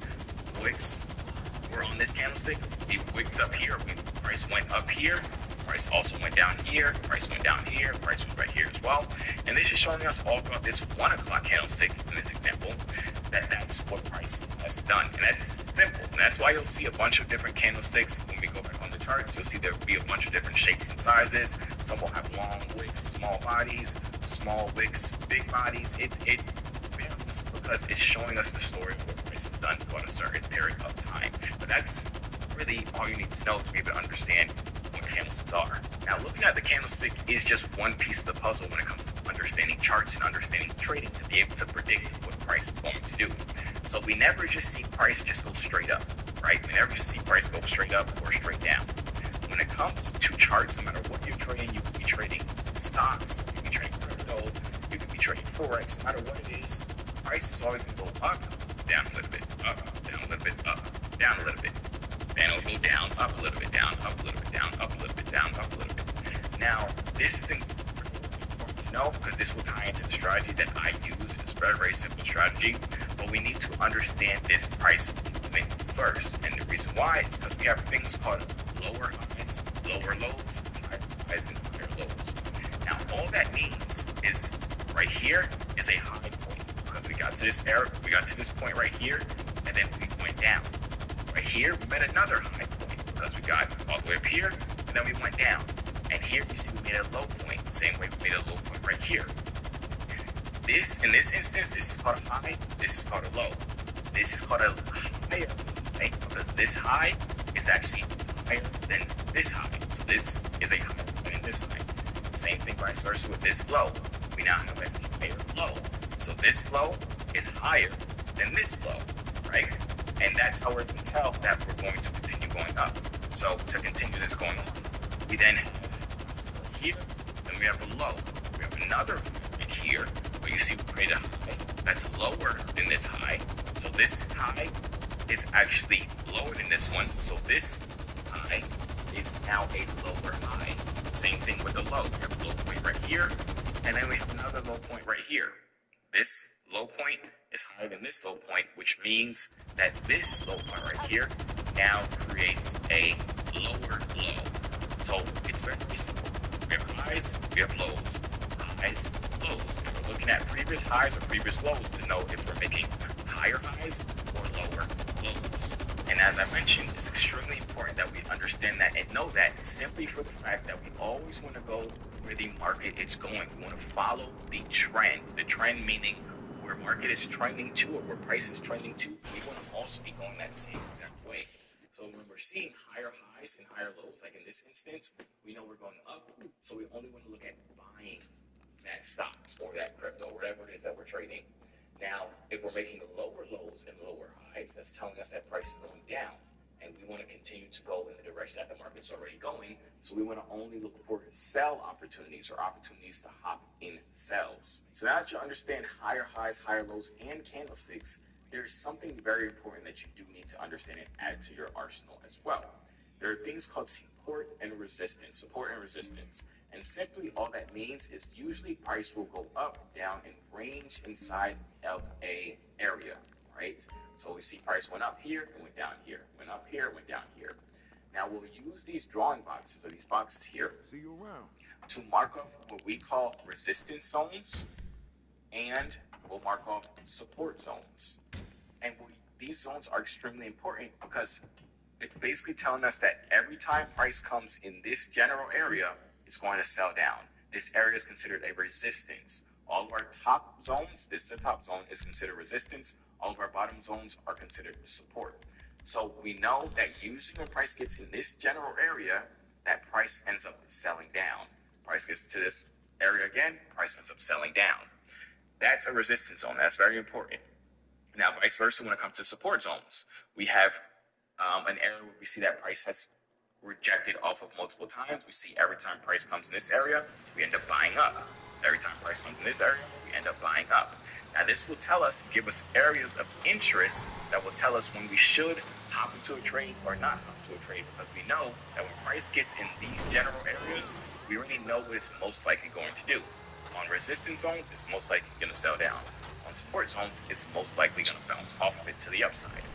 But there are times when price breaks out of these resistance zones or these support zones, meaning that it doesn't bounce off here. It just continues going up, right? And these leads me to the strategy that I trade. What ends up happening when price breaks out of these resistance zones or these support zones is that price will actually come down and treat this recent, or what was once a resistance zone, it'll actually flip it and turn it into a support zone. So you see me broke above it.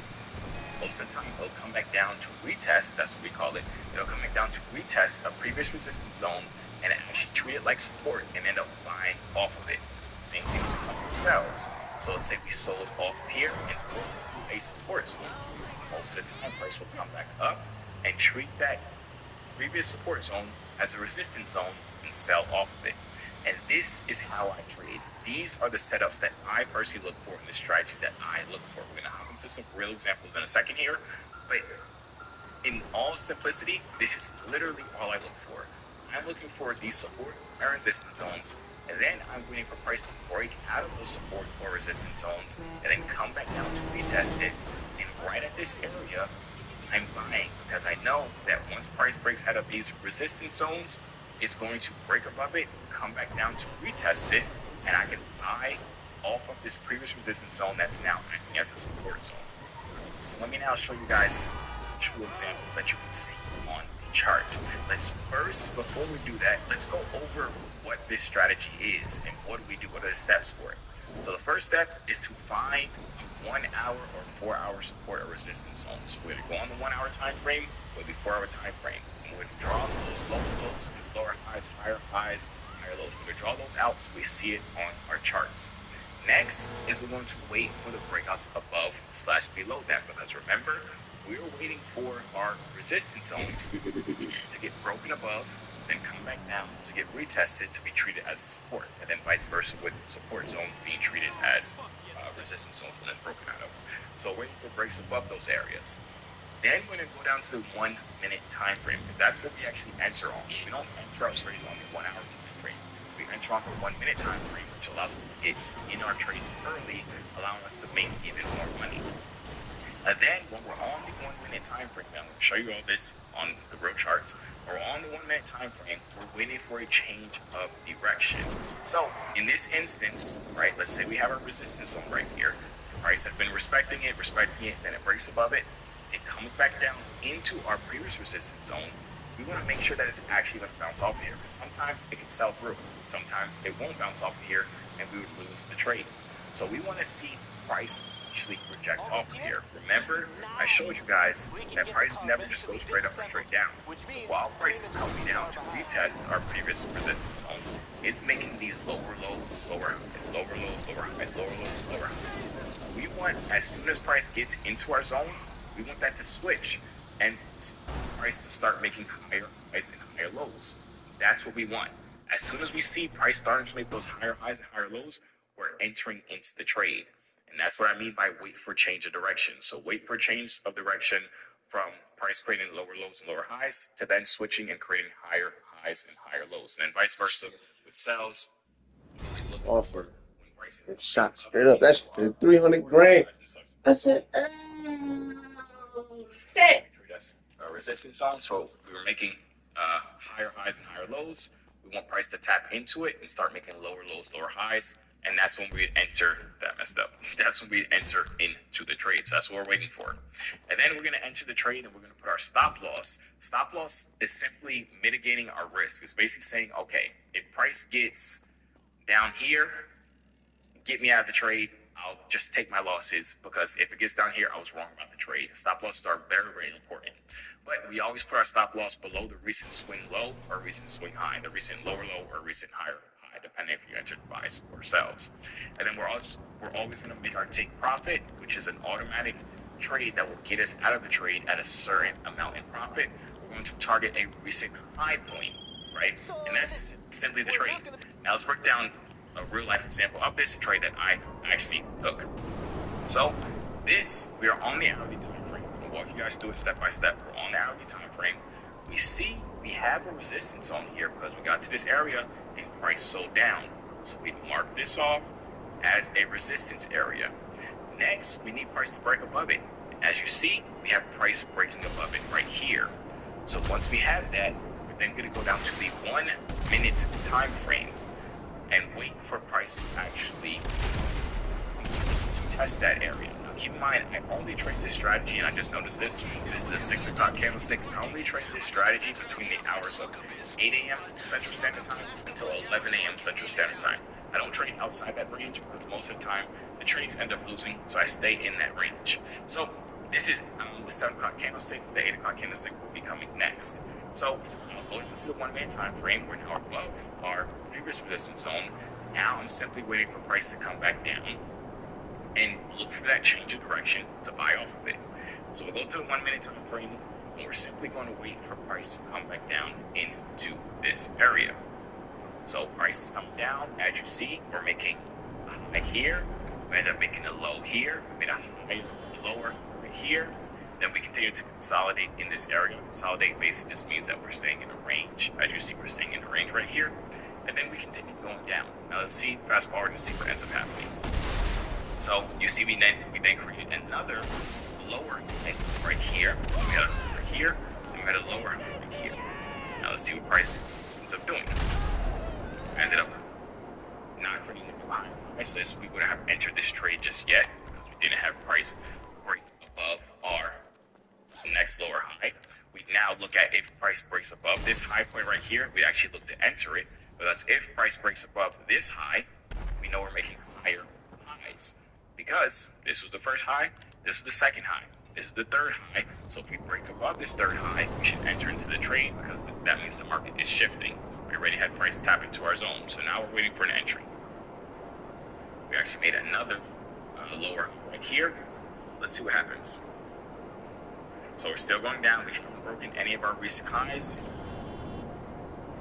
Still going down. And now we broke above our recent swing high. We could have gotten in right here as well to break up this recent swing high as well. But let's say we hop in on this trade right here. Simply all we do is enter right here. We have our stop loss below the recent swing low from when we entered. So the recent swing low from when we entered is all the way down here. So marking up these lows for you guys again so you see it. We have lows here, we have a low right here, we have another low right here, and then on this entry we have another low that was created right here. So we're putting our stop loss, which is, remember, that's that order that will take us out automatically when price hits a certain point, because if price comes right down here, we're probably wrong and we want to cut our losses before we lose too much. So we put our losses below our recent swing low. We can target recent swing highs. So we can target here. We can target up here as well. We can even scroll out and maybe try and target another recent swing high. So we have another recent swing high up here. We can do that. It's really up to you and how much you want to be able to hold, or how long you want to be able to hold your trade. So we would have entered the trade right at that point, right above that recent swing high. Let's see what price did. Price continued to go up, and it would have hit our full take profit, and this would have made us some good money. This trade, actually, if we look right here next to risk to reward ratio, it's 3.54. That simply means that for every dollar that we risked, we made $3.54. So if you risked $1,000, you made $3,540. If you risked $100, you made $354. That's simply what that means. But that is the trade. That's exactly what we just went over by waiting for our break of a recent resistance zone, then price to go above it, then come back down to retest it, waiting for a change of direction, entering the price change direction, and profiting off of it. Let's go into a couple more examples. All right, so in this example, you see we have a resistance zone right here. We marked this off. We saw price sold down here. Then we had price break above it. Now it came and retested it already, but this is at 2 o'clock in the morning. I don't trade at that time. This right here is at 8 o'clock in the morning. So once it's at 8 o'clock in the morning, like I said, that's the time when I actually start looking at trades. I go down to the 1 minute time frame, and I'm looking for my change of direction at this point. So we have a high point right here. This is the most recent high point. So now we're looking to see if we make a new high point. A new high, I should say. So we didn't make a new high, but we did make this area right here. We made a lower high right here. So this would then be our entry. If we're able to get price to break above this recent high, we would enter into the trade because that's price changing directions. So let's see what happened. So we end up breaking above this recent high. We could have entered the trade right here. We would have put our stops below this recent swing low. And we could have targeted up here. We could have targeted up here. We could have targeted up here. It really depends how long you want to hold the trade. And let's see what ends up happening. As you see, price continues to go up. And we would have been able to make money no matter where we ended up targeting for the most part. As you see, we have price going all the way up here. And if we had held our trade all the way up until this recent high point right here, we would have been able to make money. This is what our trade would have looked like. We entered here, we put our stops below the recent swing low, and we would have targeted this area right here, and we would have made money. Now, it's the same thing over and over again. This strategy will work on anything, no matter what you're trading. If you want to trade stocks, if you want to trade futures, which is what I traded majority of the time, if you want to trade crypto, this strategy will work. It's a simple step-by-step process, going to the hourly time frame, finding your resistance zone or your support zone, waiting for price to break above it, then waiting for price to come back down to retest it, waiting for that change of direction, and entering on that change of direction.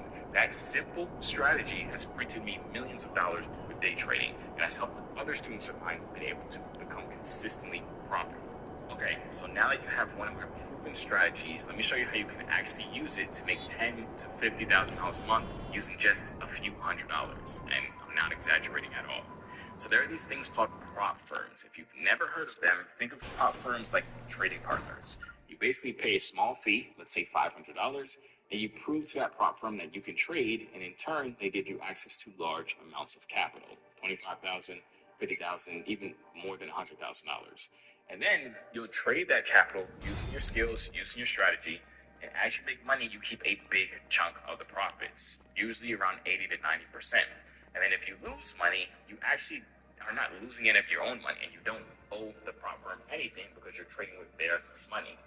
Now, for example, let's imagine you've been practicing trading for a few months, and instead of saving up $10,000 of your own money to trade with, you take just $500, and that $500 buys you a $100,000 funded account. That $500 is basically just like your entry fee to the prop firm. Now, if you make money on that account while keeping your losses under control, usually on a $100,000 account, prop firms require you to not lose more than $4,000 of it before they require you to pay a fee to reset it. So if you do that and you stick to your plan, you stay consistent with your trading, you now have a chance to make consistent income without utilizing any of your own money or your life savings. Because with that $100,000, you can obviously make drastic amounts of money. There are people using $100,000 accounts and making $20,000, $30,000, $50,000 every single month using these prop firm accounts. Now, utilizing prop firms has completely changed the way that I trade because I'm no longer risking my own money. I'm not risking my life savings or my rent money anymore.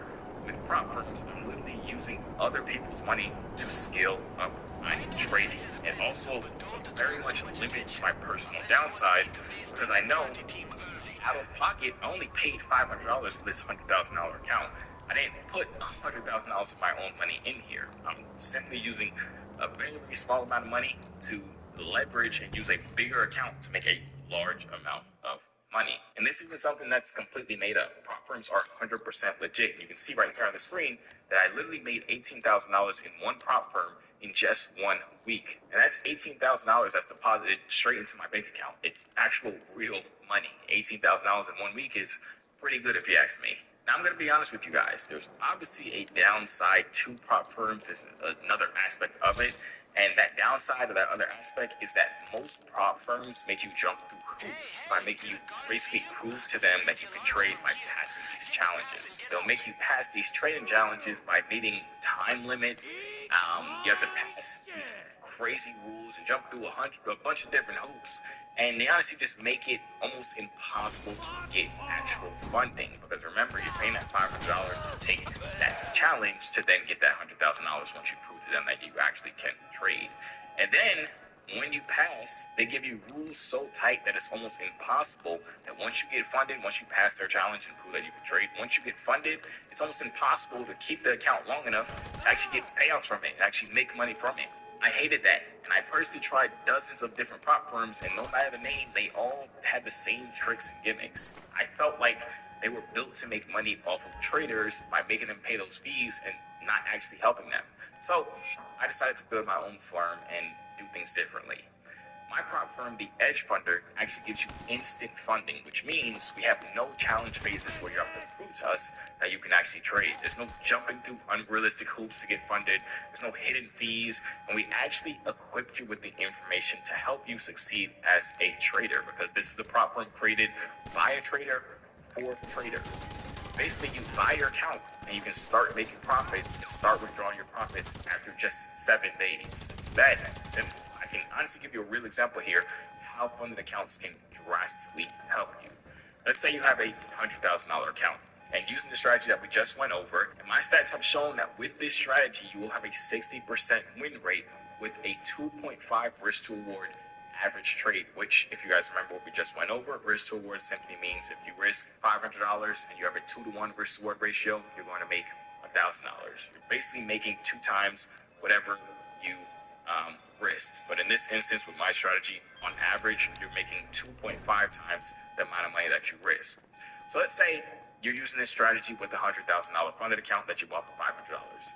Now, let's say you take 40 trades out of the month, which comes out to 1 or 2 trades a day. So in total, with a 60% win rate, let's say you take in 40 trades, you would have had 24 wins and 16 losses. Now, 24 wins comes out to $1,250 that you would profit every single time you win a trade, because remember, we're risking $500 and we're always having a 2-to-1 risk to reward ratio.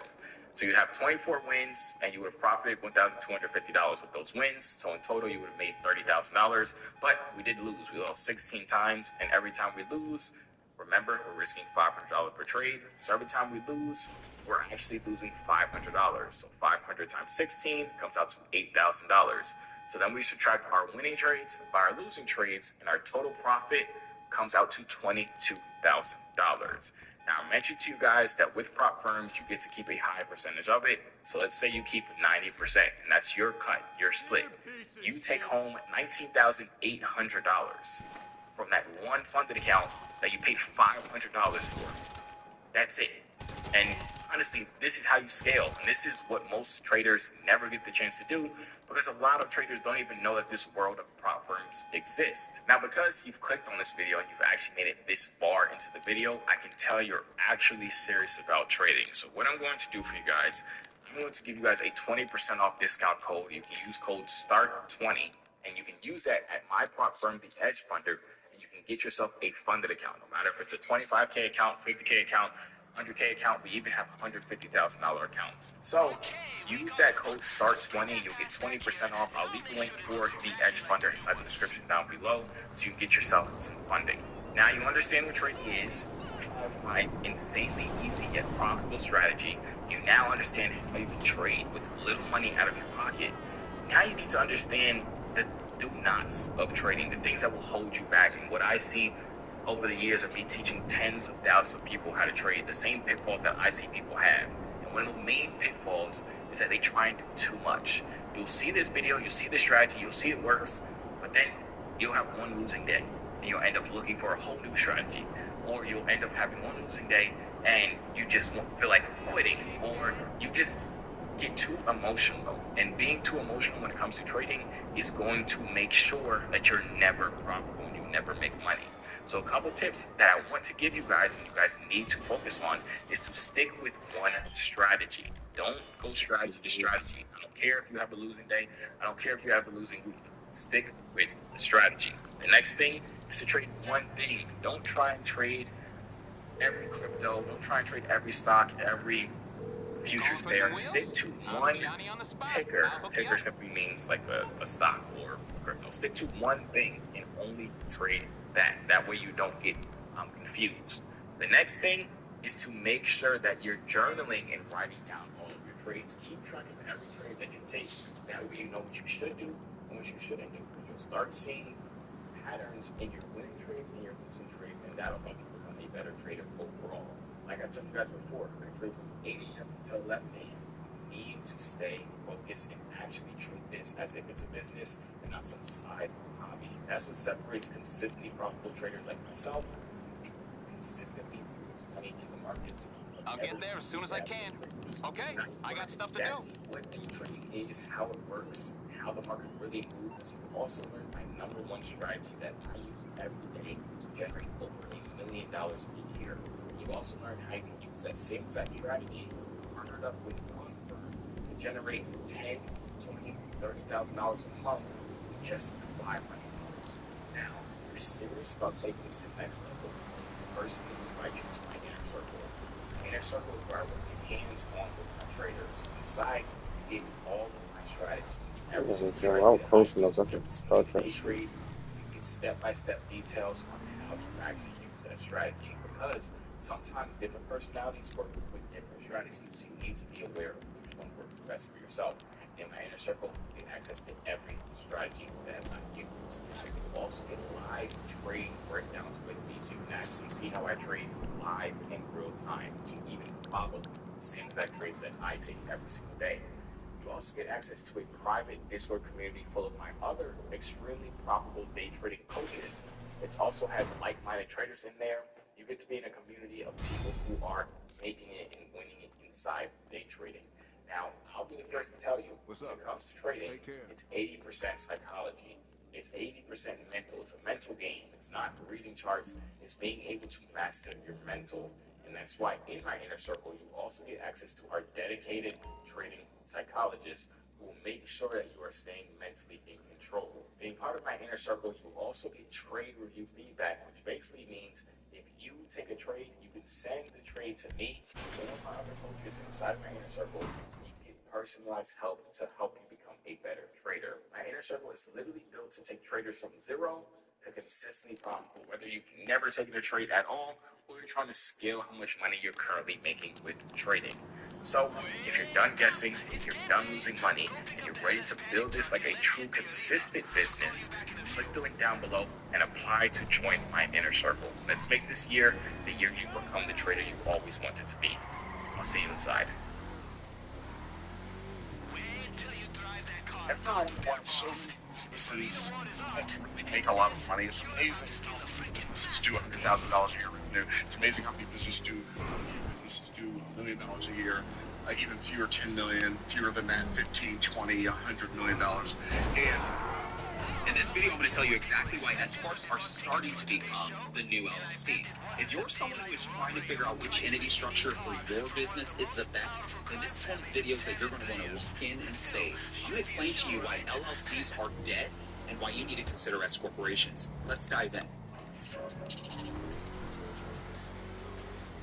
LLCs, or limited liability companies, first arrived onto the scene in America in the late 1970s. They were created to fill a void in the world of entity structures. You see, millions of business people wanted to be able to have business entities with the flexibility of a partnership, but with the liability protection of a corporation. But before 1970s, there wasn't really a good option in the United States. The LLC completely solved this problem.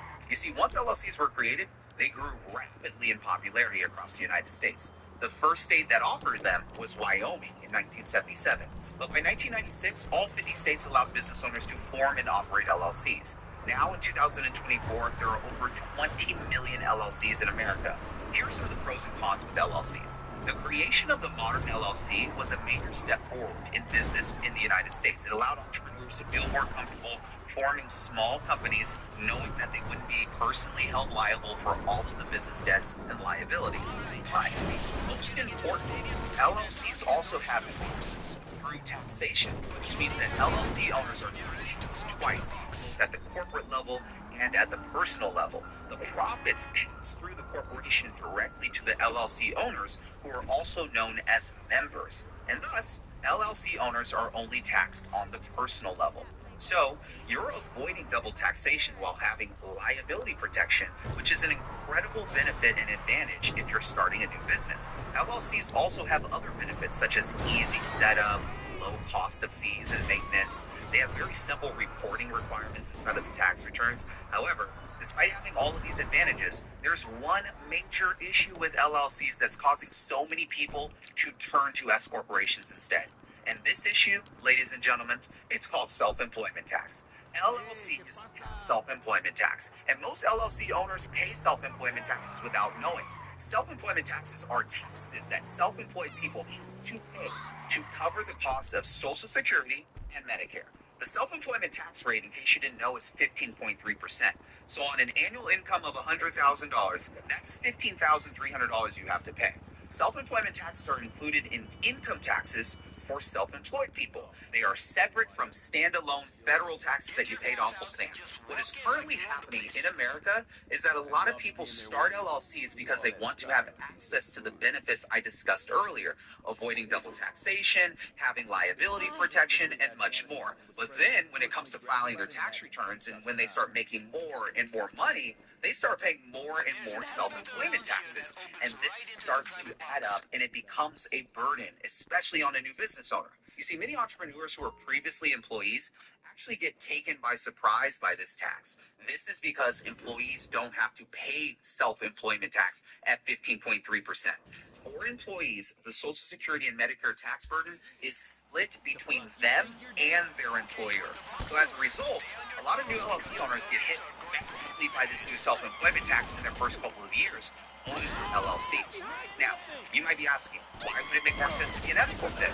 Just like how LLCs solved a number of crucial entity structuring challenges in the 1970s that caused them to grow in popularity, S corps also solve key entity structuring challenges and are now growing in popularity as a result. S corps provide small business owners with an easy way to stop getting hit so badly with self-employment taxes.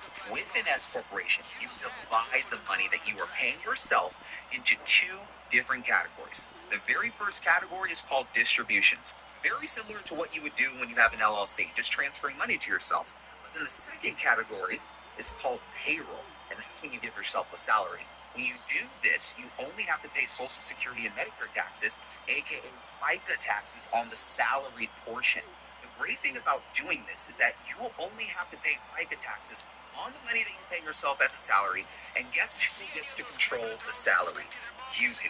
You might be asking yourself, Carlton, what portion of your income should be considered salary? The smaller the portion of your income that is salary, the more that you will be able to reduce your taxes on FICA, self-employment taxes. However, the IRS does require you to take a reasonable compensation. So, if you're making $100,000 a year with your S corporation working as a contractor, you cannot just pay yourself a $1,000 salary. That would not be considered reasonable. So at my company, I always recommend that my clients take at least 30% of their income in salary if they're going to have an S corporation and split their income between distributions and salary. This would mean that $30,000 would be your salary if you were making $100K. Now, if you did the salary versus distribution split like this, then you would only have to pay FICA taxes on that first $30,000. You would not have to pay self-employment taxes on the other $70K. This means that you would save 15.3% on $70,000 of distributions. That would come out to about $10,700 in taxes you would save.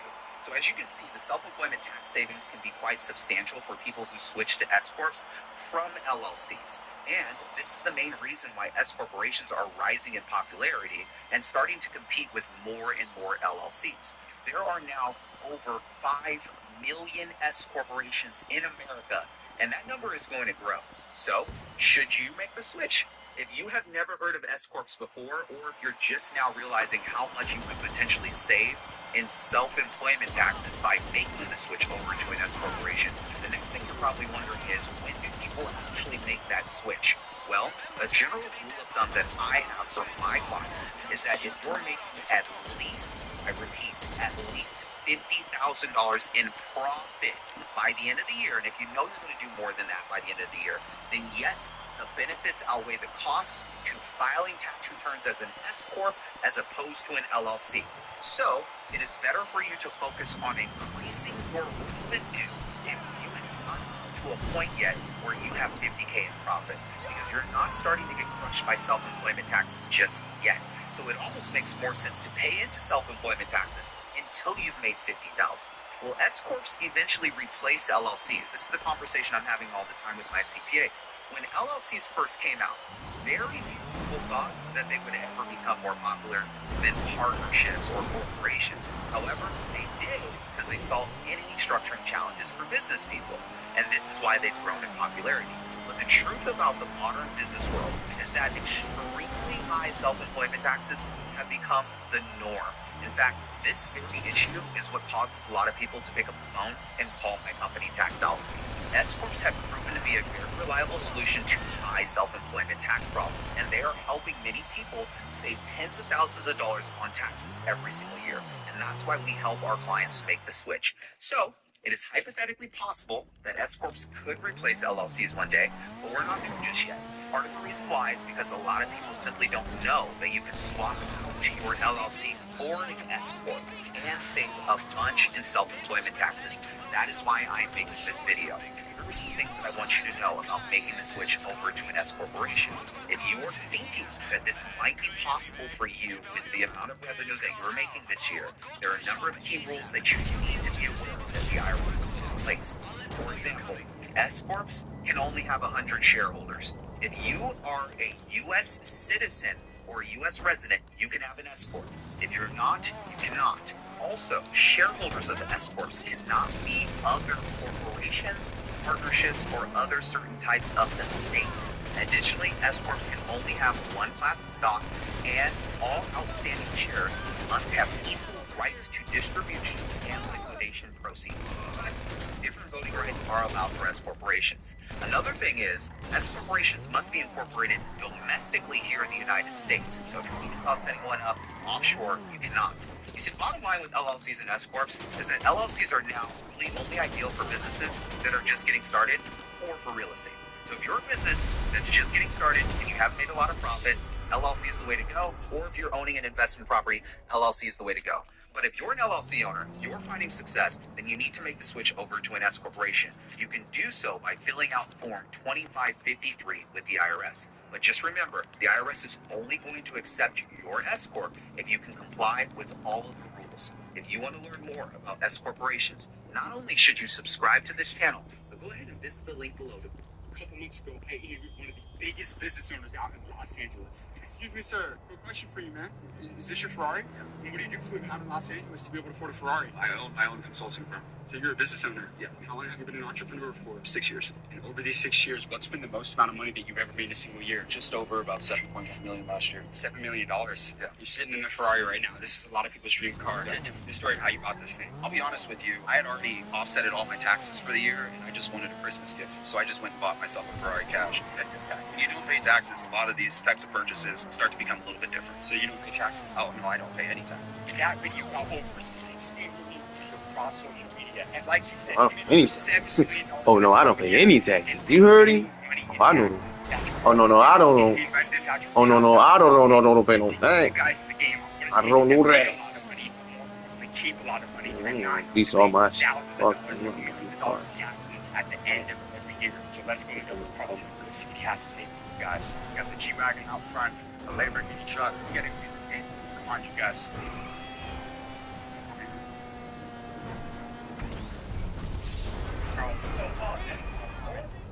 Good to see you. Great to see you. Yeah, for having us out here, man. Orange County, man. Seriously, man. I saw you, man. Our video did 60 million views together. 60 million? 60 million. Get the 48 fuck out million of on here. Instagram. Fuck I just hit. On TikTok and however million on You know what I'm Facebook. saying? How I got me in a fucking lobby doing some shit like this? What the fuck? We talked about it in the Come on, my video. nigga.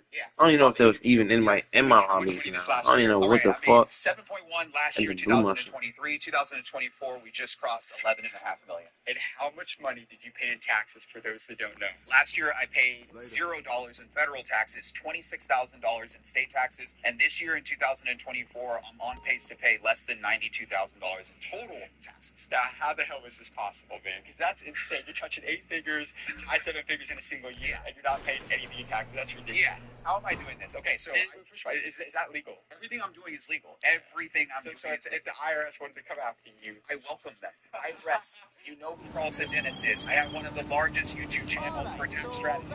IRS knows who I am. I'm not afraid of the IRS. I'm not afraid to use the tax code against the IRS. And everything that I do is by the book, which is why I have so much fun with the tax code. I focus on income shifting strategies. How do I take money off of my tax returns? I focus on depreciation. How do I create a paper loss by investing in real estate? And most importantly, I'm philanthropic. I have a private family foundation that gives money back to other charities outside of my own that allows me to also reduce my tax bill. These are the three things that I do every single year that keep at 0% on the federal side, and I do pay a little bit of that Cali tax, but I'm okay with it. yeah, so I can see this though, because I'm perspective for everyone watching right now. Yeah. Some of your clients are some of the biggest business owners in the world. And I've interviewed guys, a lot of the people I've interviewed are his clients, so you know this stuff better than anybody else. Yeah. I go over this video, this will be a masterclass for anybody watching to understand the ins and outs of the loopholes to be able to avoid these taxes. Yes. Right? Because as you know, the biggest expense for most business owners is what? Your taxes, man. It's always the taxes, not your mortgage, not your car payments, not your payroll. It's your taxes. I've seen people go broke with big tax bills. I have seen people go broke with a big tax bill because they spend more money than what they have left over to pay Uncle Sam. And by the time that they get the check from Uncle Sam, they don't have enough money in their bank account to pay it. Wow. So let's get right into it. What are some of the industries that you've invested in personally that's been able to allow you to alleviate that and not anything offset that? It depends on the type of income that you're earning. If you're a full-time W-2 or it's an income taxpayer, I highly recommend that you look at short-term rentals because the IRS will allow you to manage the short-term rental for 100 hours, and it becomes an active business if your tenants are staying in the property 7 days or less. A strategy called the cost segregation study, which forces a paper loss on the tax returns, and that paper loss is what can offset somebody's W-2 or somebody's 1099 income. If you're somebody that maybe has a spouse that's not working, maybe it's like a husband that's working and the wife's home taking care of the kids, this is a perfect situation where you can make your wife and your real estate professional. She manages over the real estate portfolio, and you can then make the real estate portfolio into real estate business. If you perform the cost segregation study strategy, it creates a large tax deduction on the paper, and then that paper tax deduction can offset your W-2 or your 1099 income. Now, I can speak for a lot of entrepreneurs. This year, our company will do, this is our first year that we're doing 7 figures. Right. Thank you, my friend. I'm on the clock. What you want, some wheels? I don't know. I wanted to ask though, right? Because most people that get into business, they don't realize the insane amount that you are going to have to pay in taxes if you're not smart about something, a strategy to kind of avoid that. So let's talk to the people that are just starting out. Maybe, let's say that they're making their first 6 figures. They're making $100,000 this year, and maybe they didn't run super lean today. Shit. Dang. You see this a lot. Yes, especially for people that are just starting to kind of make a lot more money, 6 figures, 7 figures. What are some of those initial steps that people should take to again avoid having to pay these crazy burdens that maybe they don't have the means to be able to start investing in real estate? Are there any studies that you can do to avoid having to pay crazy taxes and save a lot more down? Yeah, the first thing you want to do as a self-employed individual that's starting to run into some money is look at your entity structure. Most self-employed individuals starting with sole proprietorships or single-member LLCs, and that's great until you cross about $50,000 to $60,000. Once you're across that point, you need to look at switching to an S corporation to avoid paying self-employment taxes. It's this nasty 15.3% on all of your business's profits. If you just switch to an S corporation, you can give yourself a salary now, and now you only pay that 15.3% on whatever you took out of your business. You completely avoid 15.3% on the rest of your business's profits. That's step number 1, entity structure. Step number 2 is let's figure out, did you take advantage of all the things that you spent your money on? Because sometimes business owners spend money on things that they didn't know were write-offs. And so we can allocate expenses that we're taking on the personal part over to business if you forgot or didn't know that something was supposed to be a business write-off. This can include cell phones, laptops, travel that should have been business travel that you thought was personal. We can allocate those expenses over to your business to drop down that total liability. What's the biggest difference you most people's approach to taxes from middle class versus wealthy people? Speed. You're wealthy. You're asking me, Carlton, where do I move money to? When do we set up the foundation? Where do I send the wire? It happens in hours, not days, not weeks. When I'm dealing with middle class, they're nervous, they're analysis paralysis. They want to do more research than the tax professional did. And it comes down to the fact that they're scared to spend money in order to save money. Wealthy people understand I have to spend money in order to continue to play this game that Uncle Sam wants me to play. And so they're willing to invest money into different vehicles quickly to avoid taxes, whereas the person that's in the middle class is more attached to the money and will take their time to determine if they're going to make an investment to offset their taxes, which can end up leading to them being in a situation where they just end up paying. How much money have you saved your clients in taxes? If you had to estimate, give me a number, how much money have you saved your clients in taxes? Well over. Do you have a specific scenario or example where they were coming to you, stressed? Yeah, I was pay great tax. See the person who could give me a scenario.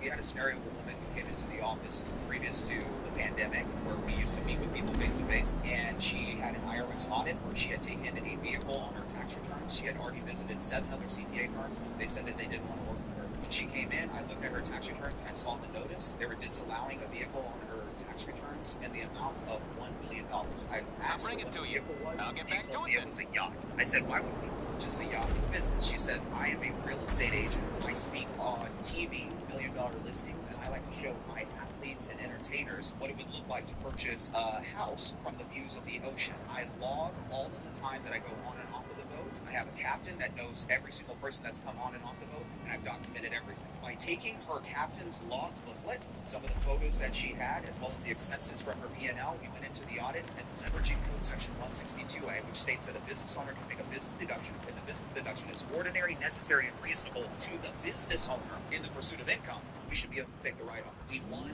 that audit in less than an hour, and that was her ability to be able to write off a yacht. So when I have clients coming to me stressed out, sometimes it's stress around a $1 million yacht, sometimes it's stress around a $50,000 tax bill, and it's up to me to figure out how to mitigate it. When I interviewed you out in Los Angeles the last time, you were in a Ferrari. Yeah. And I know you also got the G-Wagon, you got the Lamborghini here. Are they here today? Yeah, those are outside. We got them. So I think I have to do one today, actually. When can you pick it up? So my Ferrari's in shop right now, and they called me, okay, we have another Ferrari or we have this Lamborghini SV. Which one would you like more? I was like, I don't know.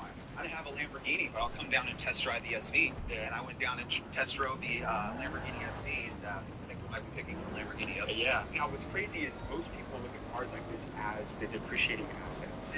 How do you feel about that perspective people give you whenever they say that about cars? Cars are depreciating assets. I 100% agree with them. I also took 100% bonus depreciation on this car, which saved me, I don't know, $92,000 in taxes. That $92,000 got reinvested into a multifamily property in Texas that's paying me cash flow about $1,400 a month. So if you're somebody that knows how to do math, you can buy a vehicle like this, offset your taxes, reinvest the tax savings into a cash flow producing asset, and not worry about the fact that this car is still losing value sitting here in the driveway because it losing value offsetting your taxes. Right. So the G-Wagon right here, why is it eligible for that deduction? Is it because of the size and the weight of it? Or? Yeah, so with this G-Wagon, the gross vehicle weight ratio is over 6,000 pounds. And if you have a vehicle with a gross vehicle weight ratio is over 6,000 pounds, plus the vehicle is being used more than 50% for business, the IRS will allow you to take the vehicle's purchase price and write it off on your tax return under Code Section 179 plus Code Section 168K.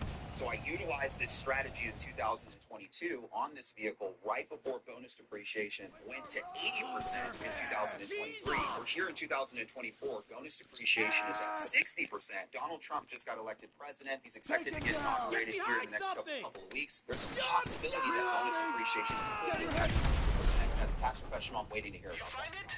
A couple months ago, I actually interviewed a lady out in Beverly Hills, and she was coming out of a G-Wagon. I asked her what she did or how much money she made, and she said, let's just say at least 10 times what a G-Wagon is.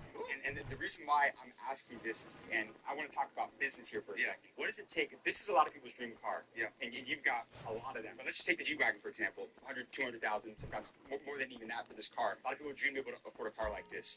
How can somebody get a G-Wagon in today's world? You can buy one of these cars if you understand leverage. As a business owner, I wasn't going to buy a car like this if I didn't get some type of benefit tax-wise, money coming back into my pocket. Here's an example. Let's just say that you're a business owner that's making $200,000 a year. You could put down a $20,000 down payment on a car like this and be able to write off the entire purchase price, which was about $200K. If you have $200K of income, you have a $200,000 write-off of your tax returns. You're essentially tax-free. Someone that has $200,000 of reportable income may pay $50,000 in taxes. So they're pocketing $50K and then put $20,000 down. They have a delta of $30K. Now they can reinvest that $30K into cash flow producing assets or back into their business that can help them make more money that's going to like this. So leverage. There's a big debate in business: good debt versus bad debt. What's your thoughts on debt as a business owner? Yes, there's good debt and there's bad debt. There's bad debt, which is consumer debt, credit card debt, high interest rate debt. That's the type of debt you want to avoid. And then there's good debt, which is debt in the form of loans, like buying a house. The reason why that is considered good debt is because you're parking your money into an asset that could appreciate over time, and you have the ability to borrow against the property. The reason why I love real estate is because I can take out cash out refinances or HELOCs, which means that even though I put my money into a property and I took out leverage, I may be able to pull out more than what I put into the property because of leverage. And that's why I love real estate. Many wealthy entrepreneurs have built their wealth by reinvesting into real estate over and over and over again. And God forbid something happens to them, their heirs pick up those properties. Sometimes they pick up those properties with no debt on the deal. And so when you think about it, the person that was living leveraged debt to build up this entire real estate portfolio and then passes it off to their heirs, sometimes without any debt on the deal.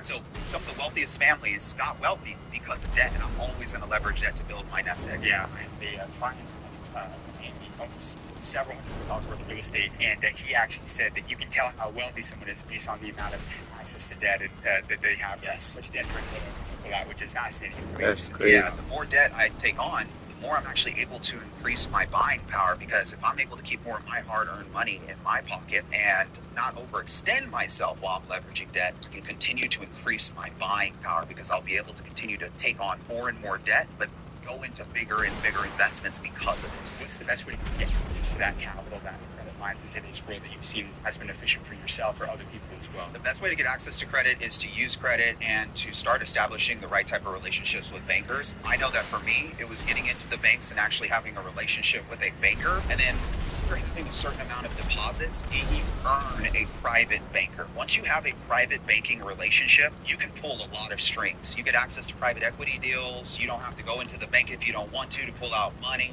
If you need transfers, you don't have to pay for the transfers. You don't have to pay for the wires. And most importantly, they understand your business because they're a partner with you. So if you need access to debt, they understand what you're using the debt for because they have a pretty good understanding of what your business model is. Let's say someone's making $100,000 a year right now. Do you have any specific strategies they can implement, like kind of a walkthrough, a blueprint of what they can do to be able to avoid paying crazy money in taxes? You want me to do a walkthrough right now? Could we? Let's break it down on the whiteboard. Let's go. Let's do it right now. Let's do it. All right, so we said 100K, right? Yes. And this could be 100K, W-2, 1099, entrepreneur. Okay, it's 100K. Now, let's just say that I want to use a rental property to offset my taxes. I'm going to have to come up with a down payment. Here's what I can do. Let's just say that this property is $500,000, and I had a separate $100,000 that I saved up. So I'm going to take out a $400,000 loan. I could buy this $100,000 property. I just need one property. What I'm going to do is I'm going to list this property as a short-term rental. Here's the reason why. If I list this property as a short-term rental, and if this property has tenants that stay in the property 7 days or less, and I manage the property for 100 hours, I can perform a strategy on this property called the cost segregation study. Now, this property right here is worth $500K, but with a cost segregation study, I can accelerate depreciation. On average, when performing a cost segregation study, you can get 20% of the building's purchase price as a year one tax write-off. So, with $500,000 property, 20% of that would equal $100,000. If I had $100,000 W-2 income, and I had a $100,000 loss on my tax returns from depreciation, I'm tax-free.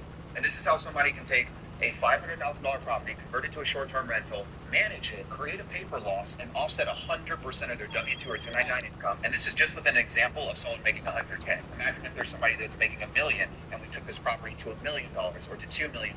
This game becomes so fun, and that's why I need debt, right? Because in order to buy this property, I may not have $500K saved up, but I may have $100K saved up, and I'm going to take out leverage, OPM, to get that other $400K. Okay, those money all day. I've said it before, I'll say it again. You know they don't teach that in school, right? Absolutely not, right? The scam of building wealth and buying real estate is not taught in school. I got to ask you for one more. What is a tax hack? Somebody watch this right now and take with them into their business, their personal income that they can apply. Give them one more tax hack right now that is not taught them. Most people do not know. Most people don't know what the Augusta Rule is. And it's funny how the Augusta Rule came to be. It was a golf tournament called the Masters Golf Tournament it's held every single year in Augusta, Georgia. The issue with Augusta, Georgia is there's not enough hotels out there. So homeowners had to open up their primary residences to travelers who are coming in to watch this golf tournament. People have been watching Tiger Woods play at the Masters Tournament for years. The city of Augusta, Georgia enacted a code that said if you rent out your property for 14 days or less, you don't have to pay taxes on the rental income in the state of Georgia. It's funny because a year and a half later, it became a federal tax code, IRC 288. Now, anybody, whether you're a business owner or not, can rent out your primary residence for 14 days, charge rent, and not pay taxes on the first 14 days of rental income. This has been a strategy we've utilized with business owners because if you have an S-Corp, the S-Corp is considered a separate person from who you are. So you as a business owner who owns the S-Corp can rent your primary residence to your S-Corporation for 14 days, charge rent, and deduct it on your tax returns. And it's like a tax-free distribution coming right back to you, the individual. Definitely a strategy that most taxpayers are not implementing, but is so easy and is low-hanging fruit, and I absolutely recommend you get it implemented. That's a straight game right there. For everybody that's watching, where can everybody find you at right now? Yeah, you guys can find our company at taxalchemy.com. Visit our YouTube channel at Carlton Dennis, and go on Instagram and send us a message. If you have any tax questions, we'd be more than happy to provide a free assessment. Amazing, guys. The links to connect with Carlton, check him out, are down in the description below. Go check out his business. Go connect with Carlton. Thank you so much for having us out. Thank you. It was exceptional. Absolutely. The game was crazy, my friend. Let's go. Thank you, brother. You made $7 million last year. How much money did you pay in taxes? Last year I didn't pay any in taxes. I paid 0 federal taxes last year. The only check that I wrote last year was to the state of California in the amount of $26,000. The reason why is because I was shifting enough income off of my tax returns to reduce my tax bill, and I invested enough into real estate to create enough paper losses that could offset my active forms of income. So it's a lot of things that I had to do in order to pay 0% in income taxes. Welcome back to Tax Made Simple. I'm your host, Carlton Dennis, and in today's video, I'm going to show you guys a little bit about how I take tax write-offs as a tax professional. We have James from School of Hard Knocks in this episode, and I would love for you to watch back and see how we do it. Got the G-Wagon out here, a Lamborghini truck. You got to go see what he has to say. Come on, you guys. What's going on, man? How you doing? Good to see you. Good to see you. Yeah, this out here in Orange County, man. Yeah, it's a beautiful spot you got. We saw the Lamb truck and the G-Wagon out front. Just a few write-offs. Yeah, man. So the last time we saw you, our video did over 60 million views across social media. Yeah, and people have to know, you got to give them some more game on seriously what it takes to be able to make millions of dollars and not have to pay crazy tax bills. Because a lot of people go broke having to pay taxes. Absolutely. And I'm sure you've seen that pretty often. I see it all the time, man. Most people don't understand the tax game, so they just end up overpaying year after year. It's like giving Uncle Sam a tip. I don't like that. So if you're somebody that wants to leverage the tax code, you got to start with education. We're about to get all into it today, so let's kind of walk around the spot, head out here, and we'll dive deep on the tax code today. Let's do it. I have to ask you a question, though. Because you specialize, you're a business consultant. Yeah. Tell me about what you do. Yeah, so I run a tax strategy consulting firm. There's a lot of tax professionals that simply do tax preparation. My consulting firm does tax reduction strategies. So we're consulting with clients throughout the year to figure out strategies that they can utilize before they go into their CPA's office to file tax returns. Yeah. So I guess what was the turning point for you specializing in taxes as opposed to any other aspect of a business operation scaling strategy? But you're focusing on taxes. Why is that? You know, I had no passion to actually focus on taxes. I was a fitness professional, but I didn't report all of my fitness income when I graduated college, so I got a letter in the mail from the IRS telling me I owed more money than I had in my bank account. My mother had owned a tax and accounting firm for the last 20 years. I called her up. She's like, Carlton, you should have had an LLC. I'm like, what does an LLC stand for? A year later, I joined her office, started a sales division inside of her company. 5 years later, I got my enrolled agent's license, and I knew that there was an absence of tax professionals that were teaching people how to reduce their taxes, but there was an abundance of tax professionals that were teaching people how to file a tax return. Most people don't want to learn how to file a tax return. They want to learn ways to reduce the amount of taxes and then let a CPA file the return for them. Wow. I gotta check out this backyard right here, man. It looks crazy out here.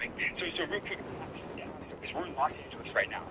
This is one of the toughest states, I would say, to be in regards to paying taxes, right? Yeah. There's a lot of taxes you have to pay here. Why do you still reside here?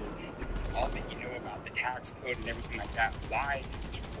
What percentage does your bracket have to pay in taxes? Probably like 40%. Something. Yeah, if you're somebody that lives in California, you can pay upwards to 50% in taxes. I personally don't. One of the things that I utilize here in California is this rule called the AB 150 law, which essentially allows for you to pay your state taxes up front, and then you get to deduct them on the federal side of your return, and you get like a little rebate when it's time to file your state taxes. So it's a little way for you to recoup some of the amount of money that you would have paid in state taxes by getting a little bit of tax relief. I get asked this all the time, Carlton, why do you live in California? Why don't you just live in a non-tax state jurisdiction? I mean, if you were to ask one of heaven's angels, would you want to leave heaven? I know that they would say no. And I believe California is like heaven. I've gone to almost every single state in the United States. I love Florida. I love Texas. I just like California more for my living. And I think that if I can offset 100% of my federal taxes, I'm okay with paying a little bit on the state side. That's incredible. Like, Southern California will always be a brand. Yes, 100%. Yes. It will. Yes. Let me ask you this again.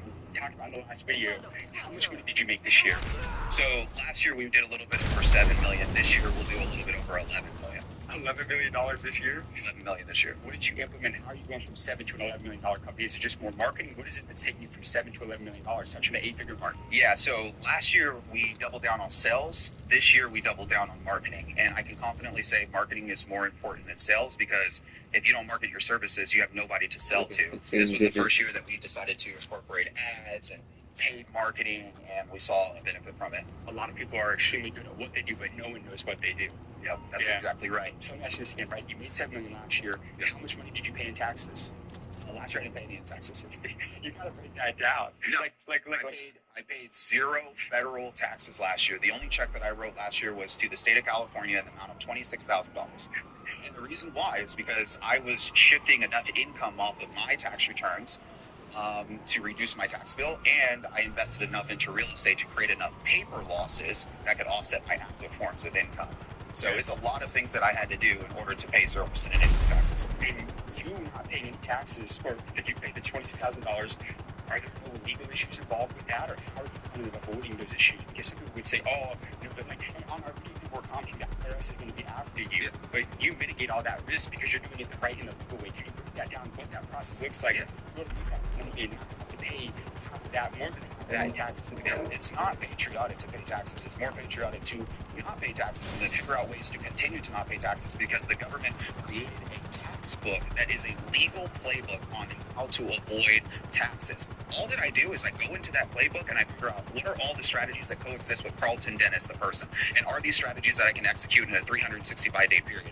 If I believe in the strategies and I invest in those strategies and do the things that the government wants me to do, like providing affordable housing, investing in oil and gas, providing solar energy to taxpayers, I'm going to get tax credits for it, which turn around and offsets my income and can also create passive income for me at the exact same time. So what are some of the industries that you've invested in personally that's been able to allow you to alleviate that being and not have to pay anything to offset that? In our prior interview, we talked about real estate. Yes. Is there a specific type of real estate that you should be looking to buy to be able to qualify for these exemptions from having to pay these crazy tax burdens, or what are you investing in to be able to prevent these insane tax bills? It depends on the type of income that you're earning. If you're a full-time W-2 or 1099 taxpayer, I highly recommend that you look at short-term rentals, because the IRS will allow for you to manage the short-term rental for 100 hours, and it becomes an active business. If your tenants are staying in the property 7 days or less, you can perform a strategy called the cost segregation study, which forces a paper loss on the tax returns, and that paper loss is what can offset somebody's W-2 or somebody's 1099 income. If you're somebody that maybe has a spouse that's not working, maybe it's like a husband that's working and the wife's home taking care of the kids, this is a perfect situation where you can make your wife a real estate professional. She manages over the real estate portfolio, and you can then make the real estate portfolio an active real estate business. If you perform the cost segregation study strategy, it creates a large tax deduction on the paper, and then that paper tax deduction can offset your W-2 or your 1099 income. Now, I can speak for a lot of entrepreneurs. Like this year, our company will do like, this is our first year that we're doing 7 figures. Congratulations. Thanks, Mark. And I 22, not too bad for 22. Not at all. I wanted to ask though, right? Because most people that get into business, they don't realize the insane amount that you are going to have to pay in taxes if you're not smart about having a strategy to kind of avoid that. So let's talk to the people that are just starting out. Yeah. Maybe let's say that they're making their first 6 figures. They're making $100,000 this year. Yes. And maybe they didn't run super lean, where they had some expenses, they didn't have great margins, and they can't afford to in their business pay insane amounts of tax. You see this a lot, especially for people that are just starting to kind of make a lot more money, 6 figures, 7 figures. What are some of those initial steps that people should take to avoid having to pay these crazy burdens? And maybe they don't have the means to be able to start investing in real estate. Are there any other things that people can do to be able to avoid having to pay crazy tax bills to save a lot more of that money? Yeah, the first thing that you want to do as a self-employed individual that's starting to come into some money is look at your entity structuring. Most self-employed individuals start out as sole proprietorships or single member LLCs, and that's great until you cross about $50,000 to $60,000. Once you're across that point, you need to look at switching to an S corporation to avoid paying self-employment taxes. It's this nasty 15.3% on all of your business's profits. If you just switch to an S corporation, you can give yourself a salary now, and now you only pay that 15.3% on whatever you took out of your business. You completely avoid 15.3% on the rest of your business. Step number 2 is let's figure out, did you take advantage of all the things that you spent your money on? Because sometimes business owners spend money on things that they didn't know were write-offs. And so we can allocate expenses that we're taking on the personal part. That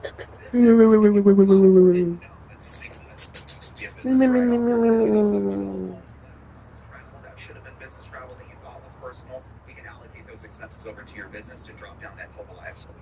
And you brought up an S corp. Yes, somebody's about to start their company. What is the best business people should start, whether it's LLC, S corp, C corp? Obviously, some of it depends on like the revenue levels, how much money you're making. But what's the best business that people should look to start to be able to avoid having to pay insane amounts of taxes? So the entity structure definitely is the LLC first, and then as you grow your income, you want to look at switching over to a C corporation. But then we work with some businesses that are even getting to a point where they might want to exit their company in the next 5 or 10 years. That's when we look at transitioning to a C corporation. Depending on the type of income you're earning, will determine the type of entity structure you set up. If you're a real estate investor and everything that you own is passive income and some investments, we'll probably leave those LLCs as LLCs. But if you're an active business owner, like a consultant, doctor, physician, and you make over $50,000, $60,000, that self-employment tax starts to creep in, and that's when we want to start looking at an S corporation. So I would say the LLC and the S corp are absolutely the 2 most popular entity structures, and then when you start pushing into that higher income or you're about to exit a company, is when we look to the C corporation. What's the biggest difference you notice people's approach taxes from middle class versus wealthy people? People approach taxes, as opposed to people who are stuck in the middle class. Speed. When you're wealthy, you're asking the question, where do I put money to? When do we set up the foundation? Where do I send the wire? It happens in hours, not days, not weeks. When I'm dealing with middle class, they're nervous, they're analysis paralysis, they want to do more research than the tax professional did. And it comes down to the fact that they're scared to spend money in order to save money. Wealthy people understand I have to spend money in order to continue to play this game that Uncle Sam wants me to play. And so they're willing to invest money into different vehicles quickly to avoid taxes, whereas the person that's in the middle class is more attached to the money and will take their time to determine if they're going to make an investment to offset their taxes, which can end up leading to them being in a situation where they just end up paying. How long have you been running this business? 9 years. 9 years. Yeah, these 9 years, how much money have you saved your clients in taxes? If you had to estimate, give me a number, how much money have you saved your clients in taxes? Well over $100 million. Over $100 million. Do you have a specific scenario, for example, that you work with where you were coming to you, stress, real quick, pay your tax? See the personal, if you give me any scenario. We had a scenario where woman who came into the office previous to the pandemic, where we used to meet with people face to face, and she had an IRS audit where she had taken a vehicle on her tax returns. She had already visited 7 other CPA firms. They said that they didn't want to work with her. When she came in, I looked at her tax returns and I saw the notice. They were disallowing a vehicle on her tax returns in the amount of $1 million. I asked her what the vehicle was. She told me it was a yacht.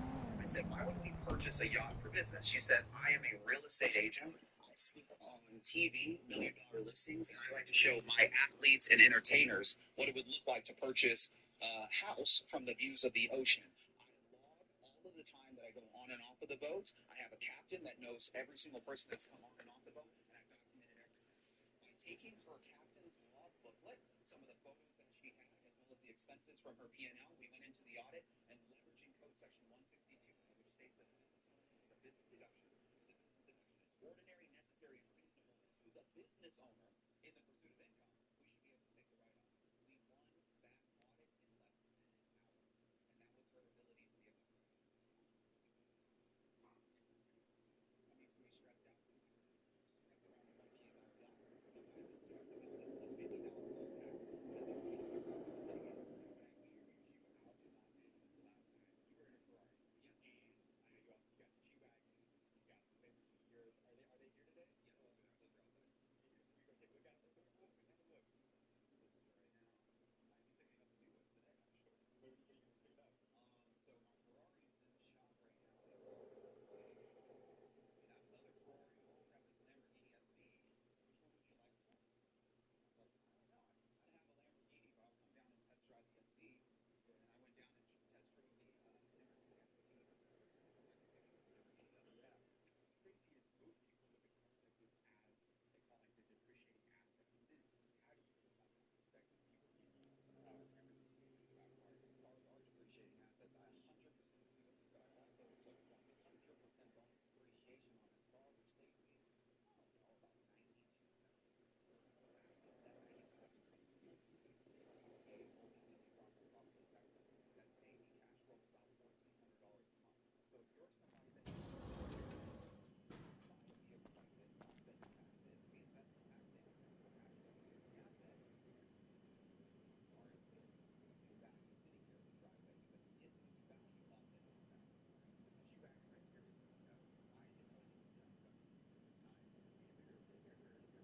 that?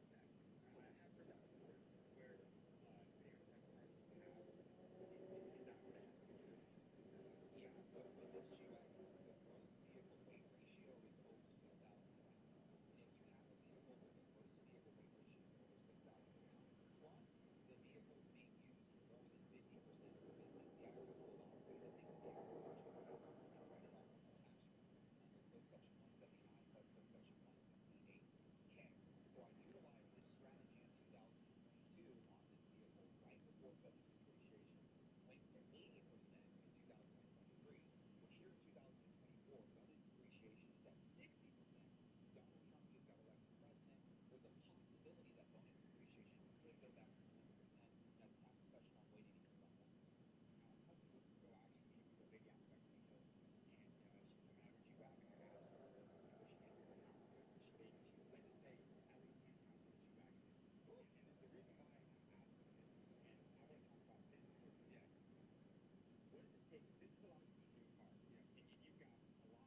But let's just take the G-Wagon, for example, under $200,000. More than even that for this car. A lot of people dream of a car like this. Yeah. And this is what a G-Wagon in today's world. Let's give them a piece of advice. We talk about taxes. Yeah. Give a little nugget about business. Yeah. I'll say you're looking at your future buying one of these cars and understand leverage. As a business owner, I wasn't going to buy a car like this if I didn't get some type of benefit tax-wise legally back into my pocket. Here's an example. Let's just say that you're a business owner that's making $200,000 a year. You can put down a $20,000. Anything I can do for you, boss? Like this, Stay safe, boss. able to write off the entire purchase price, which is about $200K. If you have $200K in income, you have a $200,000 write-off on your tax returns. You're essentially tax-free. Someone that has $200,000 in reportable income may pay $50,000 in taxes. So they're pocketing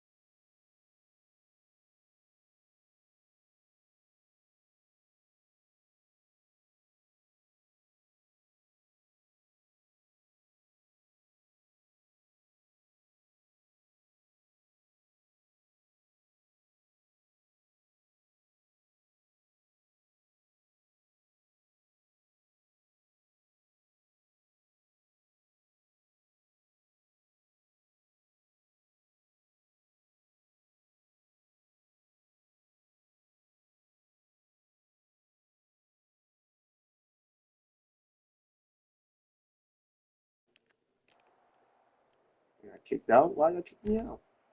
So I was doing my dance.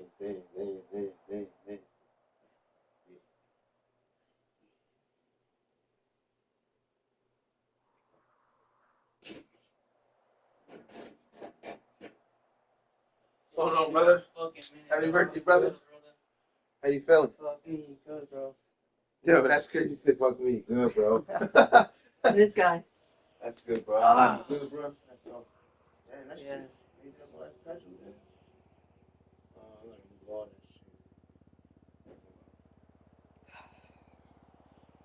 and shit. Shit, man. I just got the fuck out of bed, fishing. Shout out to my stream. I've been on stream, but. You're streaming? I'm streaming now. You on Twitch? I think I'm on YouTube. YouTube, yeah.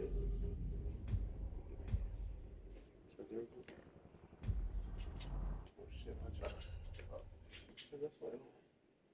That's a character. He should go out the bathroom. Guy, it's all yours, Guy. Standing, brother.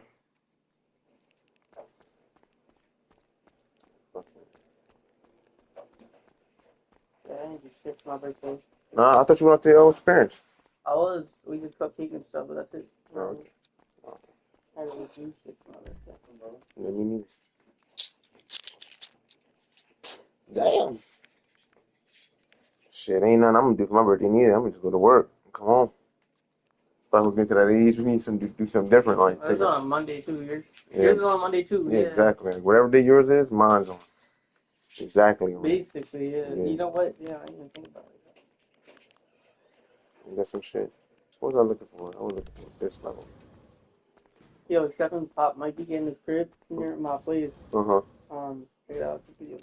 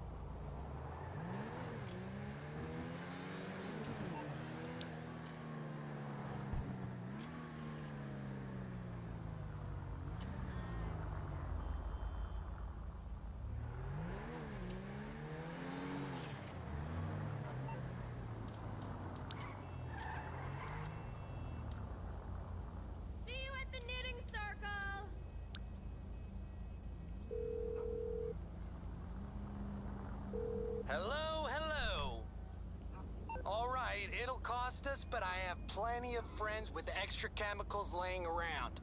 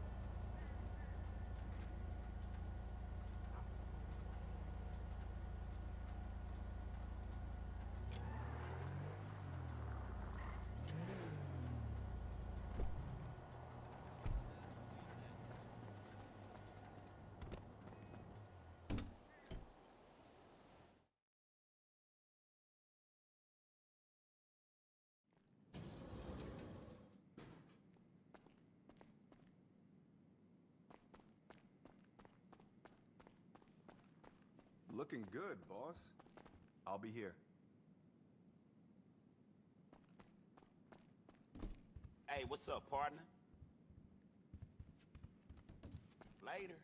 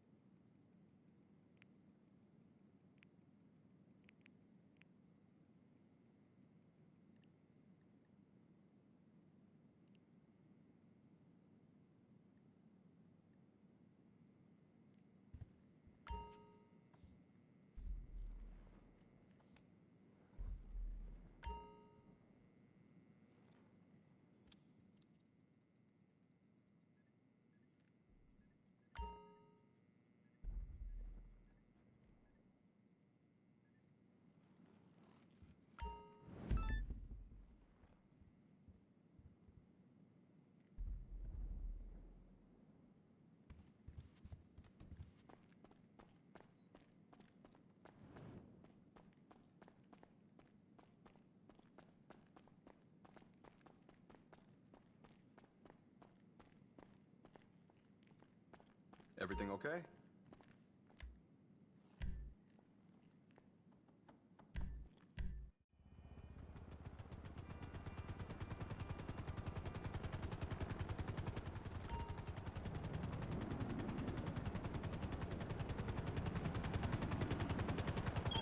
Hey.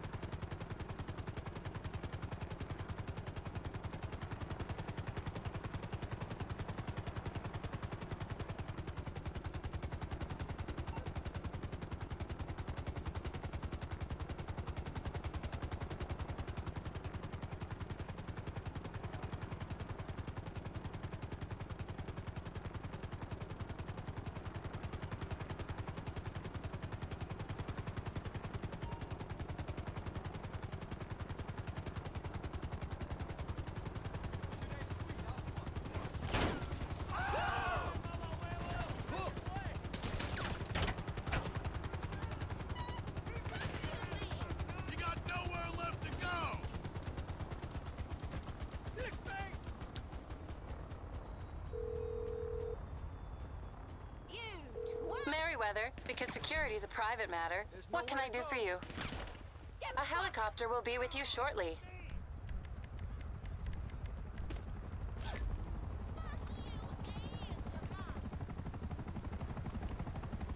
We got your back. You're going nowhere.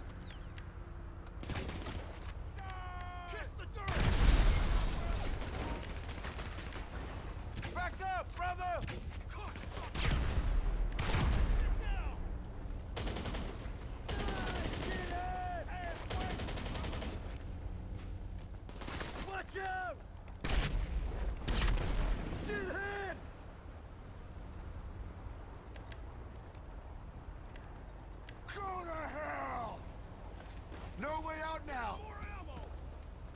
Ah! Fuck off!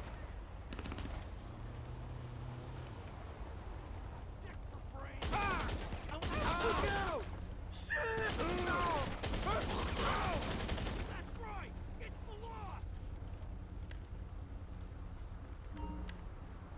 Motherfucker!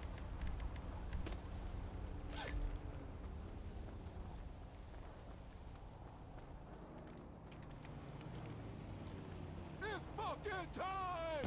Cocksucker!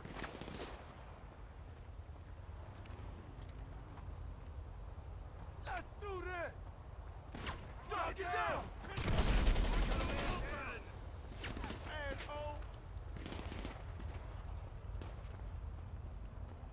No one takes us down! Brother! Find cover! Time to fucking die! Down, brother! Get down! Dickhead! Man! Brother, stop! Ah! Down! Get down! Hit the deck! Fucking hell!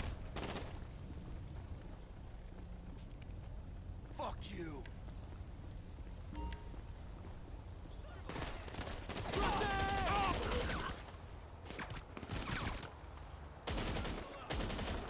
You fucking prick!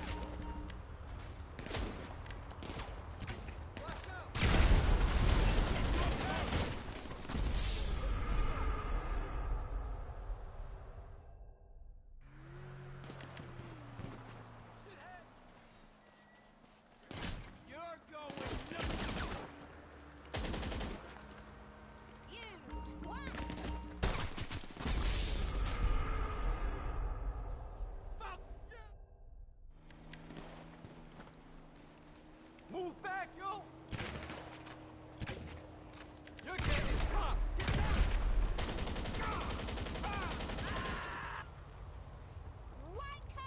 He's hit! Get fucked! You got nowhere left to go! You and me! What, you trying to get killed? Go screw yourself! Oh, you must have a real good reason for being here. You pissed me off!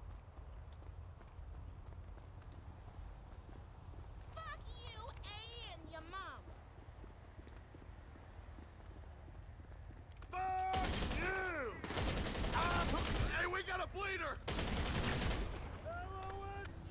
Screw you! Watch your head! Man down! Watch out! You just trifling! There's no way out! Fucking die! Watch out! Piece of shit! Get down! Roll off his hit! We got a man hit! Die, shit! Hey, amigos!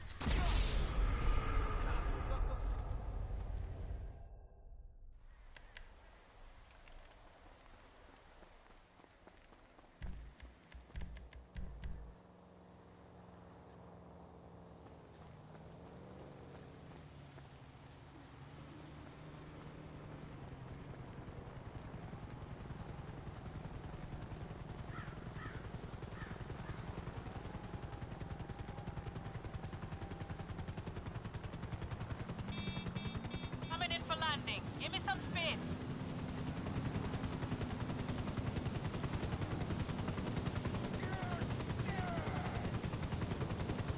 Welcome on board. You're in safe hands today.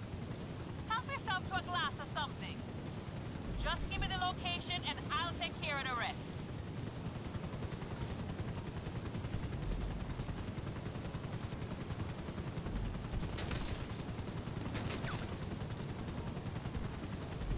All right then. Enjoy the view. We got a problem I should know about?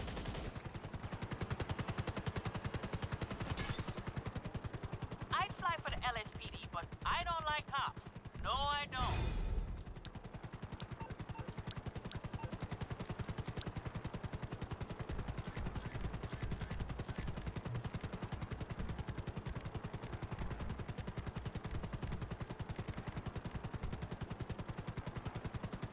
Work, work, work, work, work. We'll get there soon. Be good now. I'll be waiting for another call.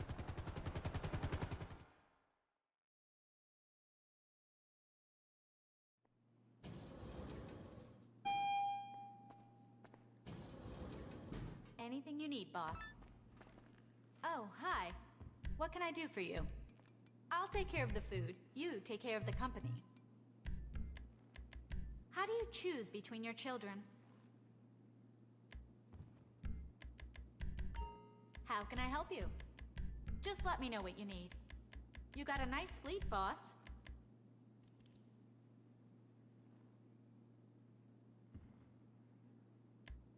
They're bringing your personal vehicle around right now.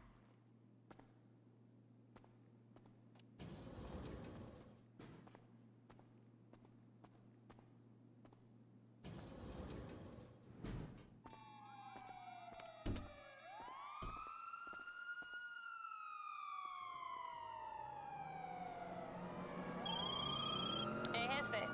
You wanted to move the stuff today, right?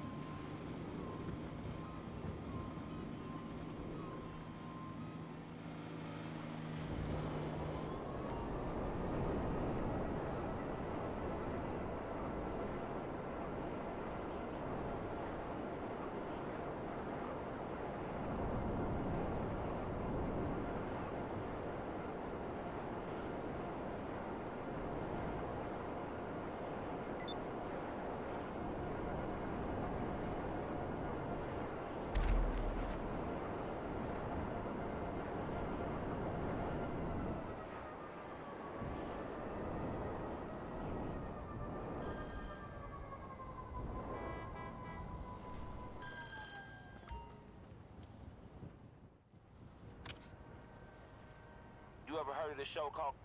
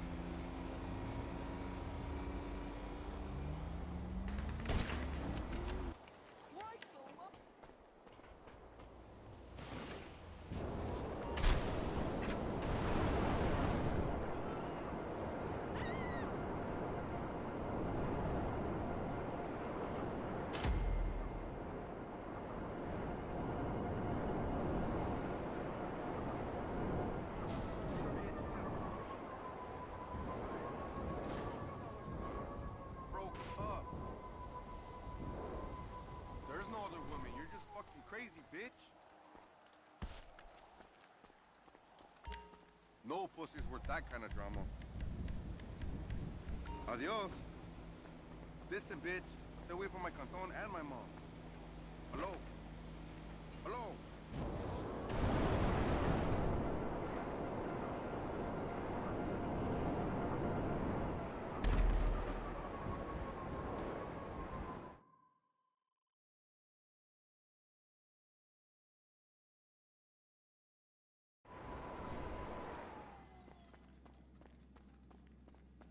What's up? Take care.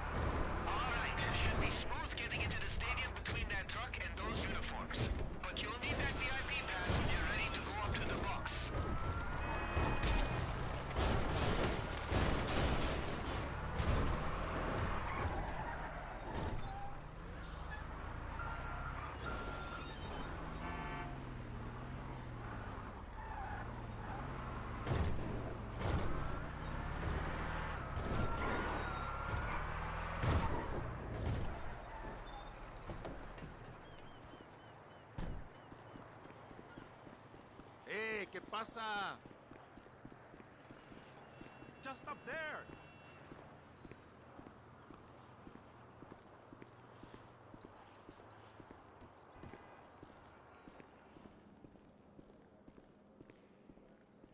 Get your pass out and just walk in like you own the place.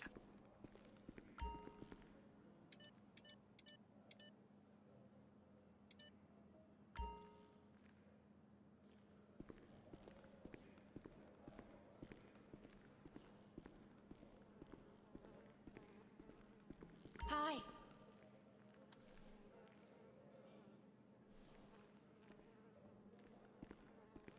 There's an elevator around here that opens right into the private box.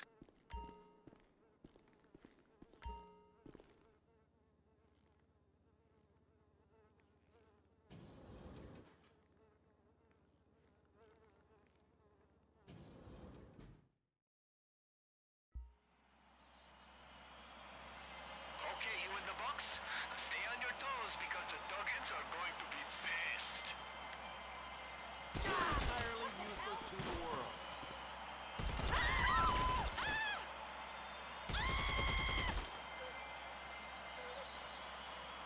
Asshole!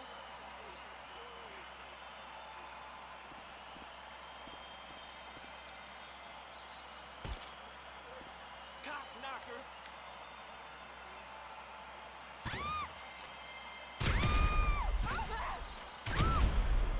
Shit face!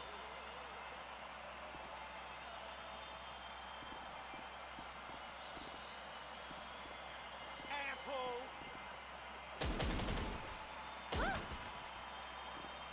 Asshole! We have a problem? Oh, Christ! Cock knocker! Hey, what are you fucking doing? Shit face!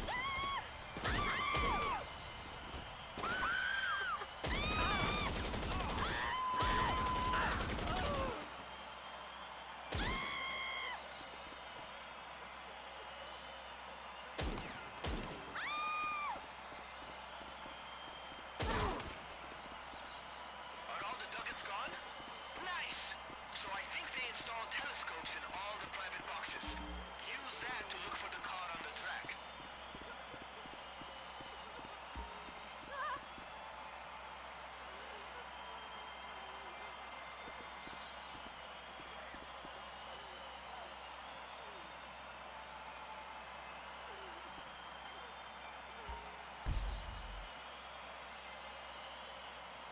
You see any of those camera drones in the spectator box? They're all fitted with EMPs in case of emergencies. Or, you know, trolling. You should use one to stall the car so you can catch it. Now, if I remember it right, look for one of the seats that has a green light next to it. Should be a tablet there to control the drone.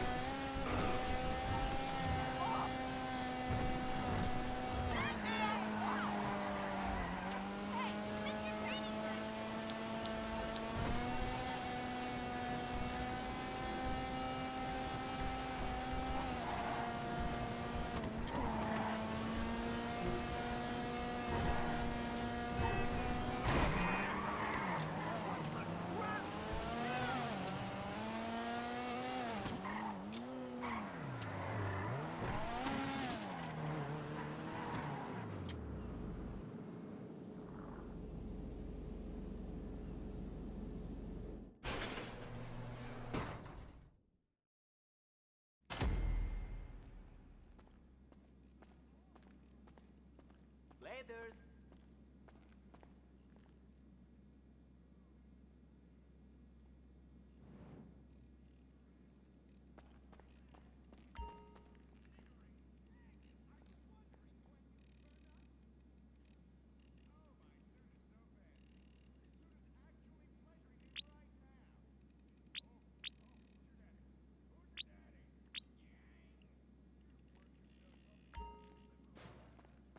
Man, you want to watch some Arena Wars?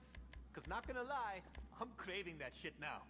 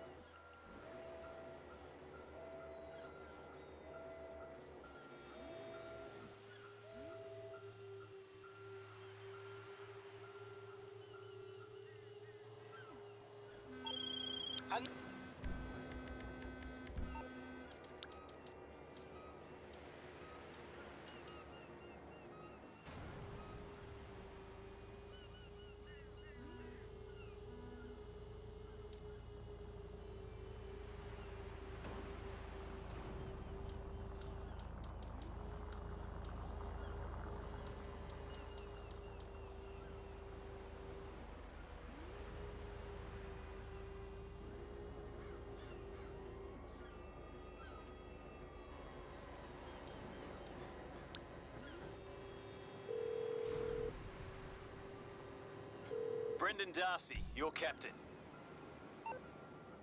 Look, we're not going to be able to handle that right now.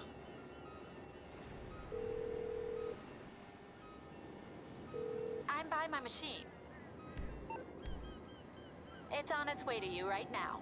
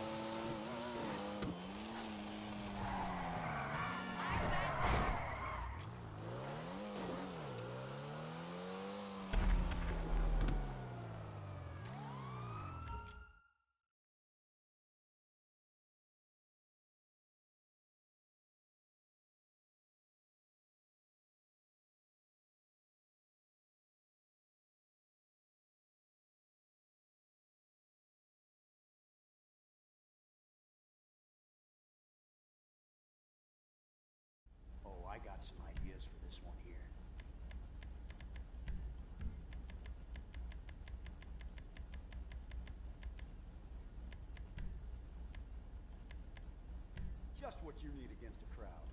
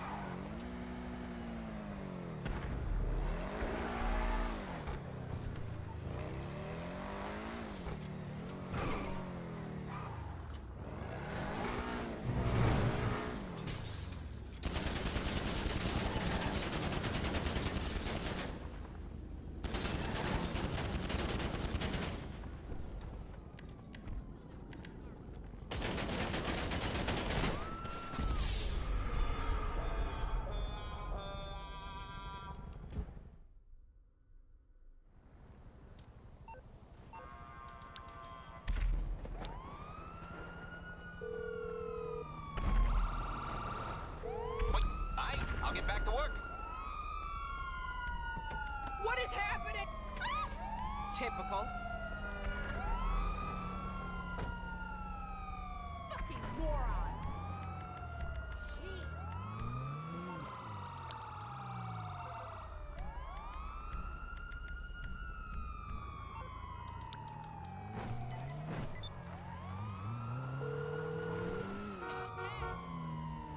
Merryweather, for all your private security needs. How can I help? We have someone on the way to your location now. Please throw a flare so they have a clear target.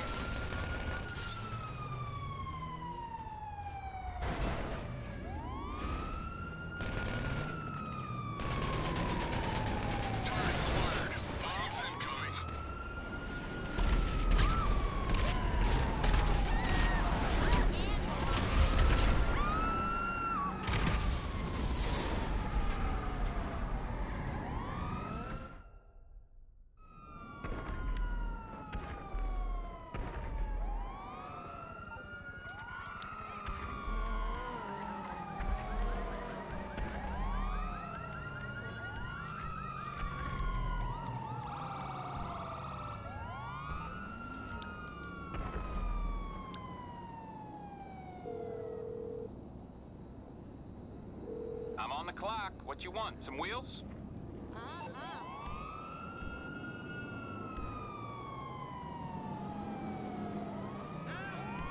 I'll bring it to you. I'll get back to it then.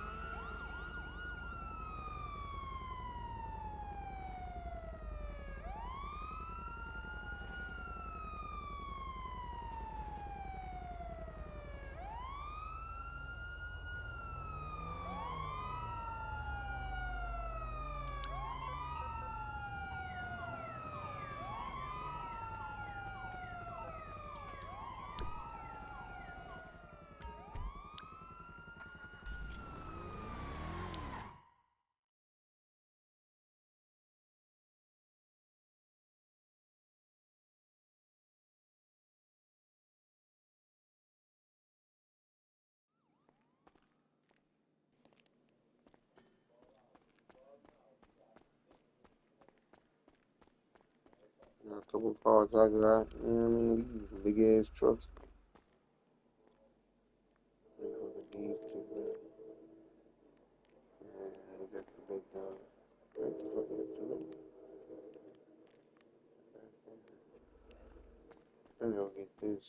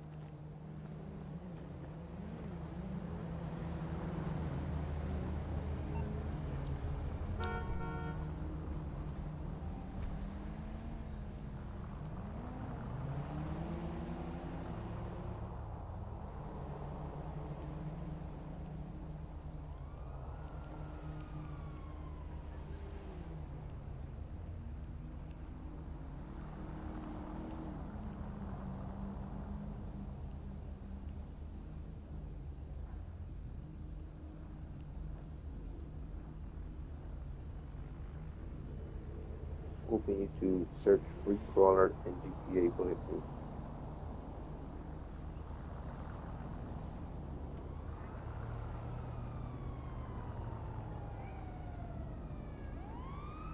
Hey yo, what's going on? It's Tyler. Yeah, all right. So we have a new vehicle that is out. It is Tuesday. It is September 4th.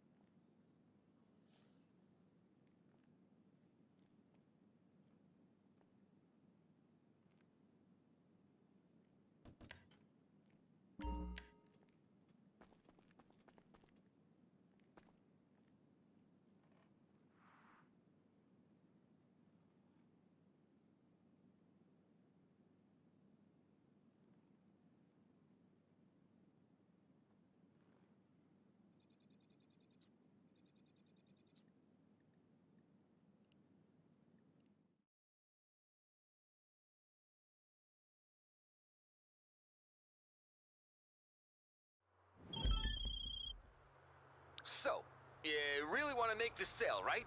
Because the drop-off routes have been leaked, and you're likely to get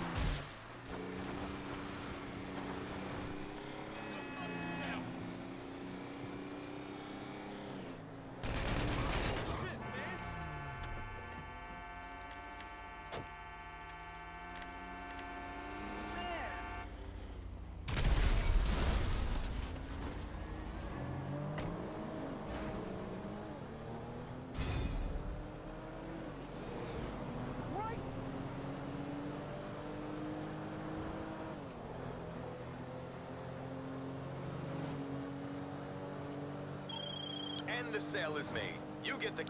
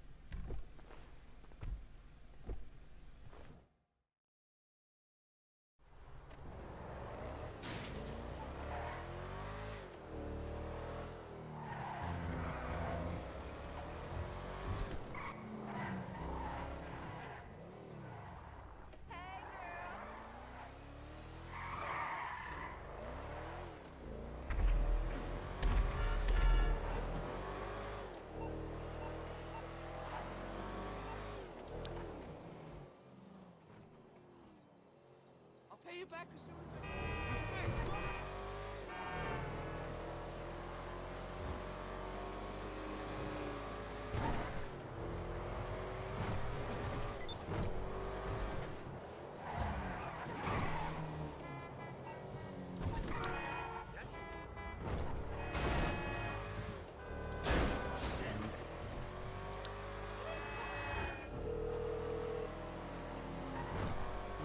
Hello, hello.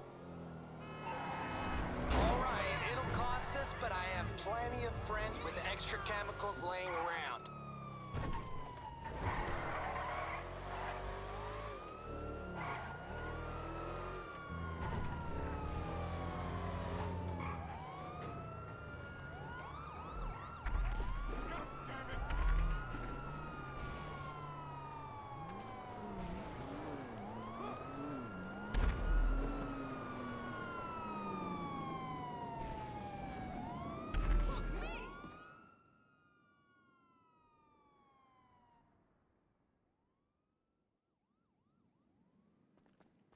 Hey, welcome.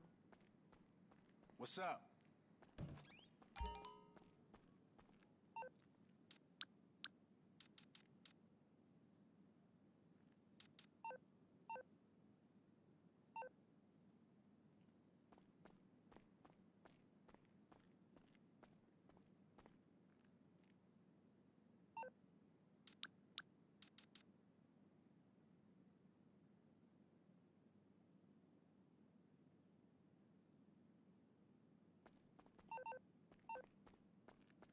What's up? Yep. All right, bye.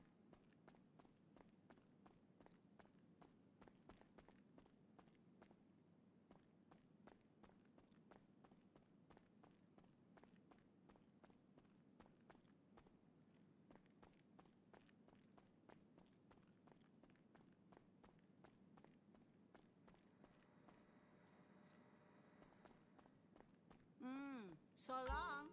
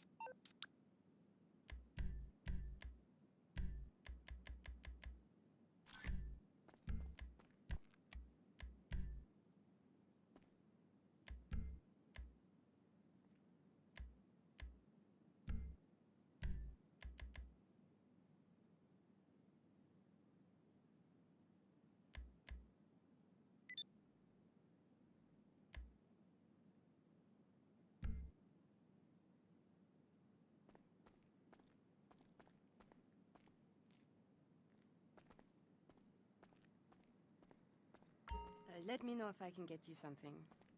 See you later.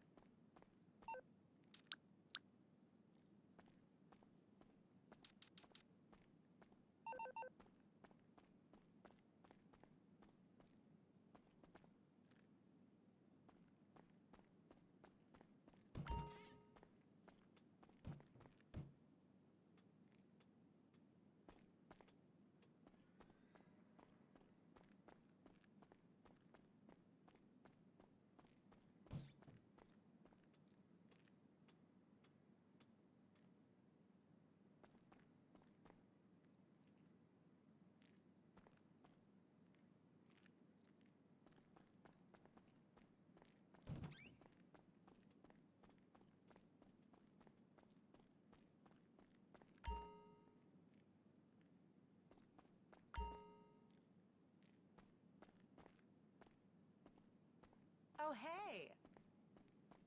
See you.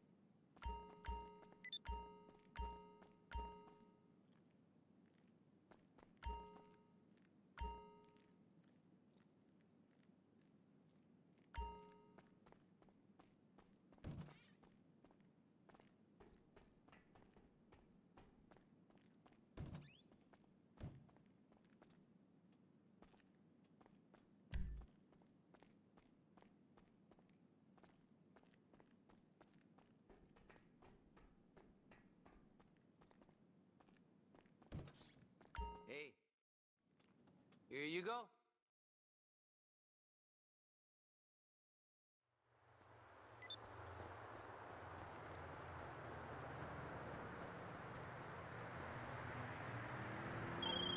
Our contact messaged, or tried to message, saying the key was collected. I might not sound it after training 44 separate facial muscles to never disclose emotion, but I'm happy to hear it. A day like this calls for a little haggis. Oh, please.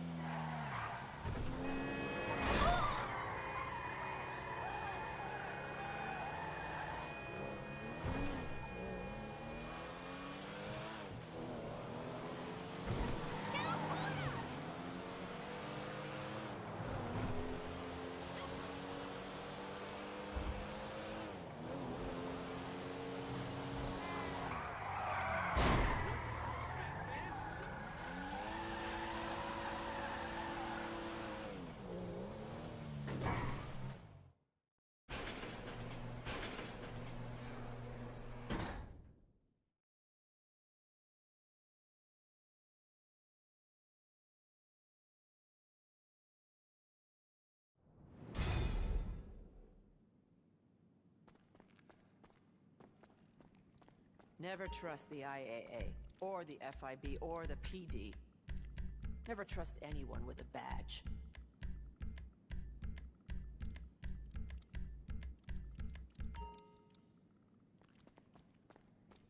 See you soon.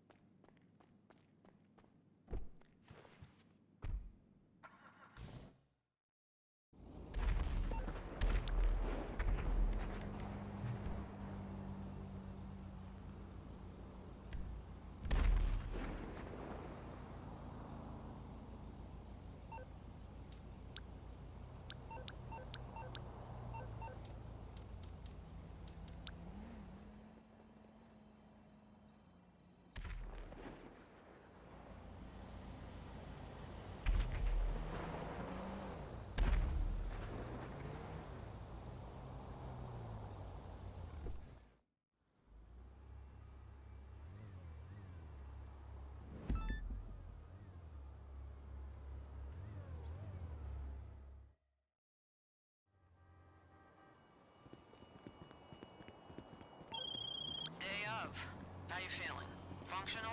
Good. Get the vehicle you stole and head to Zancudo.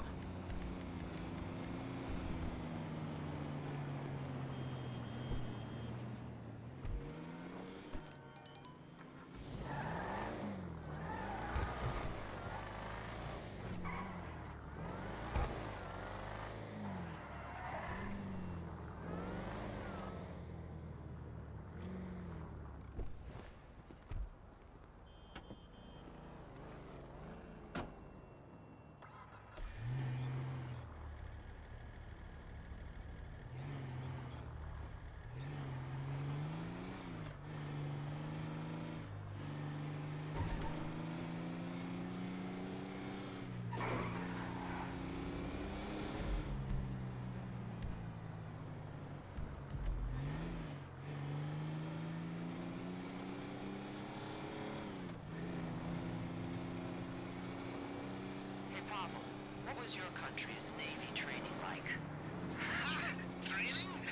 They put you on gunship with drunk men named Andre and say, please, Capitan, do not sink boat. Rescue Norwegian smugglers, be paid in cocaine. Capitan says shoot torpedoes and UFO no one else sees. Discover polar bear in the mess hall. Ah, simpler times.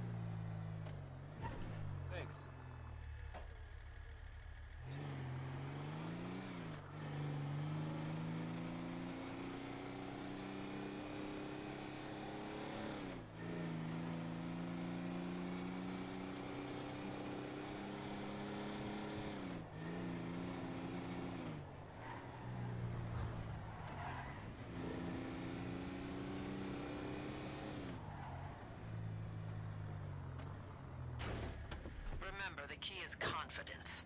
Most of the guards at Fort Z don't even know why they're there. Show confidence, and they'll defer to you.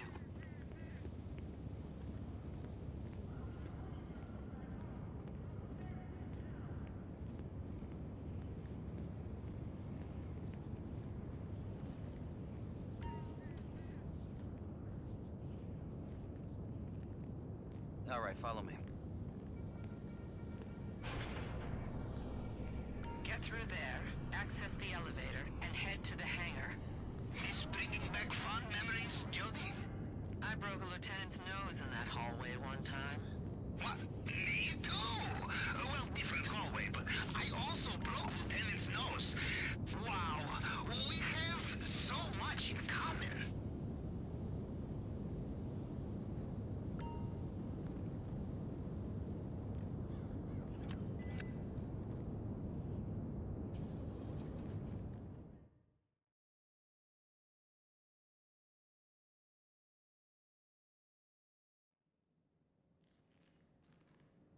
We're tapped into their surveillance. We have eyes on you, and we're looking for the Scarab with the DEW, too. Stay calm. Don't get seen. You must be quiet, like tiny, heavily armored mousemen.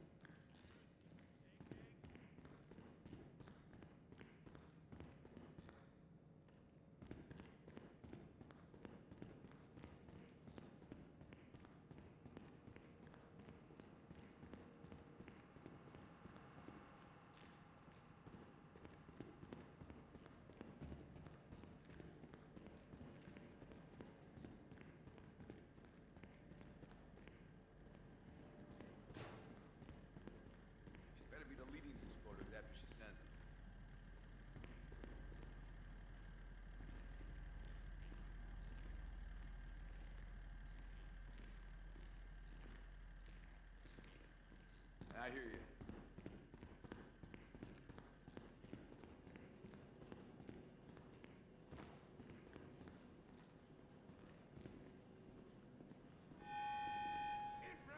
Damn it. We'll try to lock down now. Hack through any security, shoot through any resistance. Okay, we are up shit creek, but we have to... Just focus on finding that Scarab.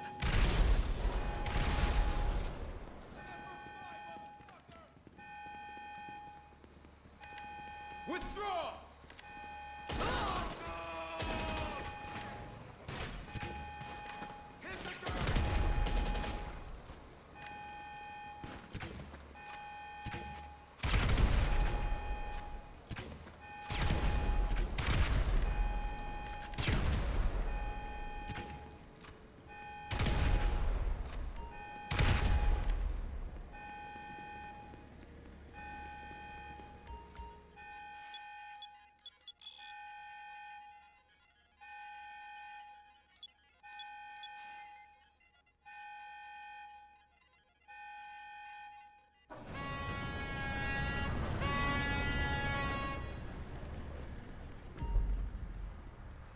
There's the Scarab. The key will override it and give you full control.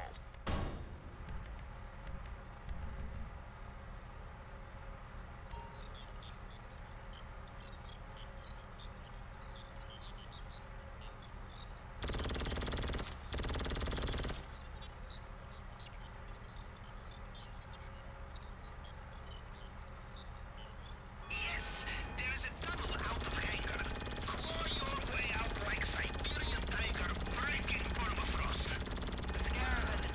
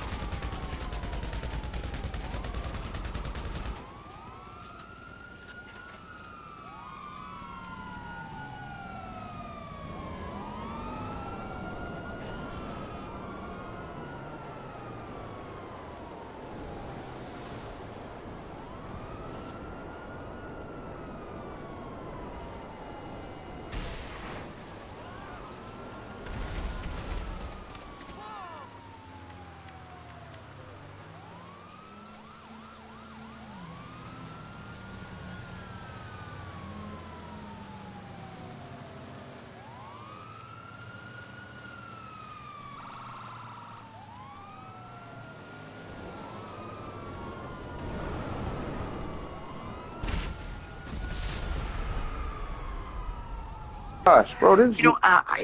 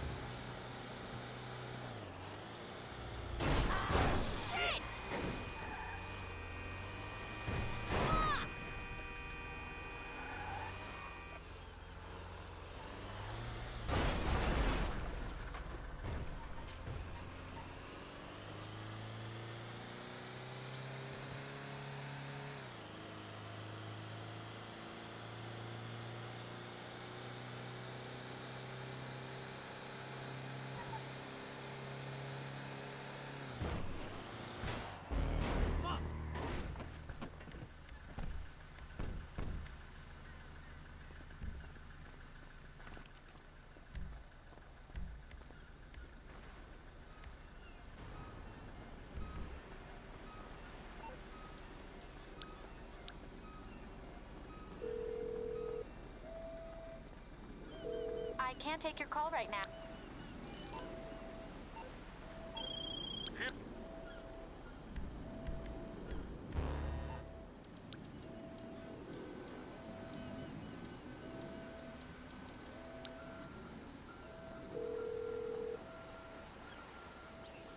I'm here for you. It's on its way to you right now.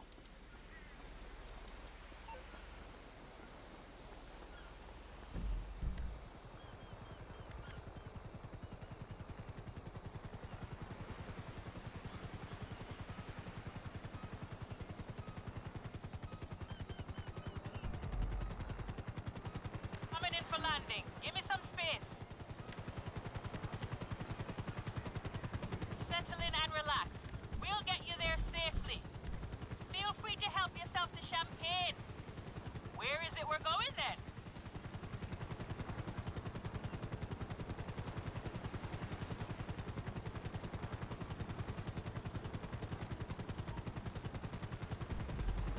No problem. Enjoy the ride.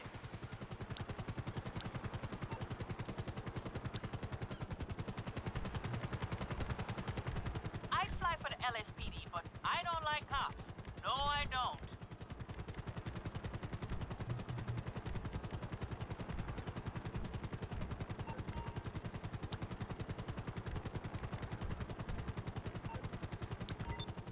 The city's more beautiful up here.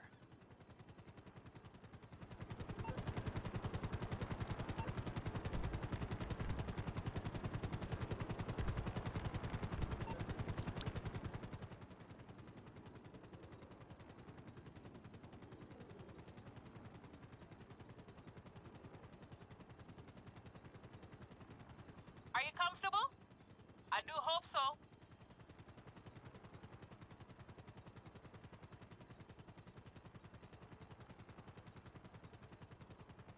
Maze Bank's secret project, and an opportunity for us to capitalize on their greed.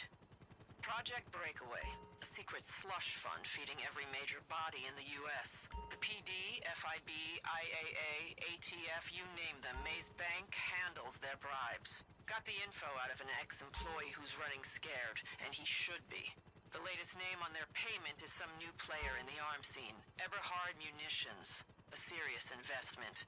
But as far as we're concerned, this is an easy target. If we funnel the money, nobody can come down on us without acknowledging its existence. Plus, any info we get on Eberhard is an asset we can sell to the highest bidder. All we need is to get through security, locate the servers, and cover our tracks. Where'd you make your money? Was it the drugs or the guns? I'm not no narc.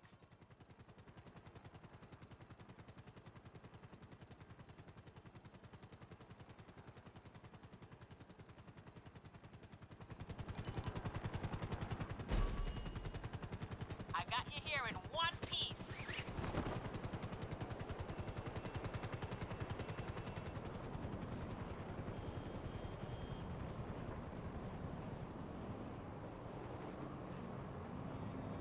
Whoa!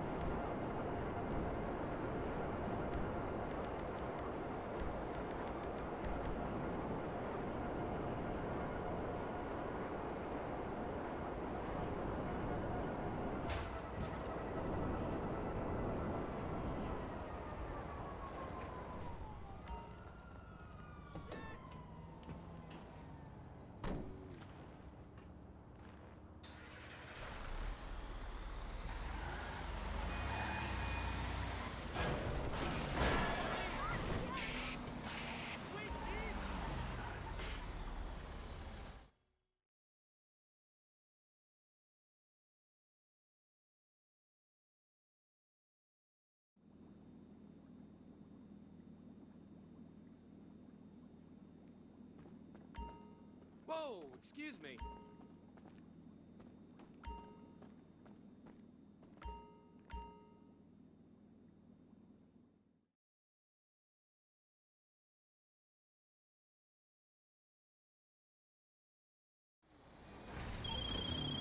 Okay.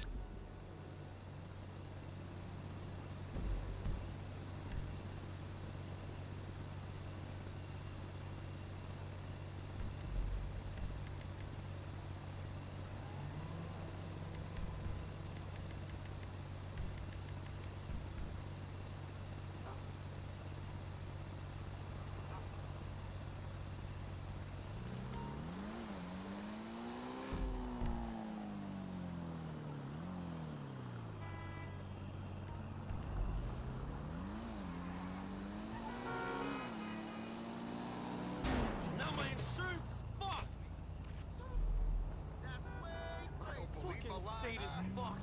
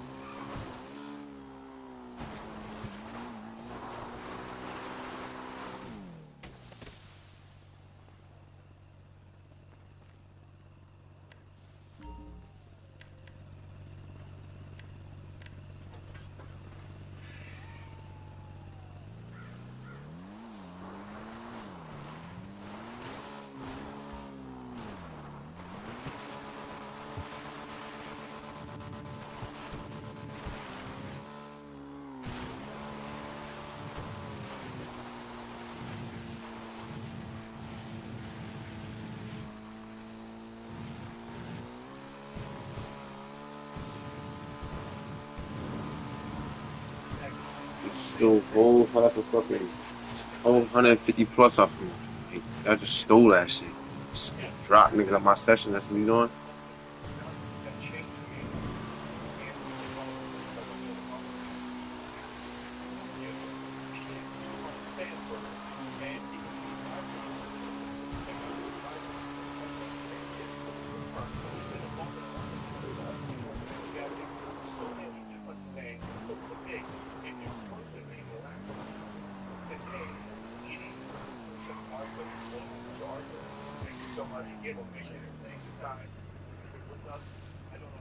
So excited about taxes, and I want to get educated to this. I know this is some boring stuff, but we don't make it exciting. So it's not boring. Hey, Tara, can you tell the people out there that are watching this, the entrepreneur, the business owner that's watching this, why is it so important for me as the entrepreneur to take a couple of minutes or maybe an hour to study how these taxes are going to affect me and my business moving forward? A couple of things.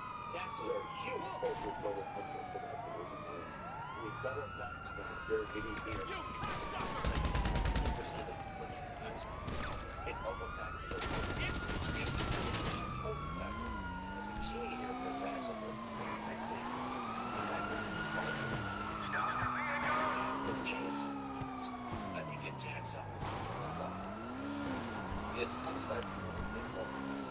So when you look at taxes, you say, yeah, answer something question. Why do we tax people more?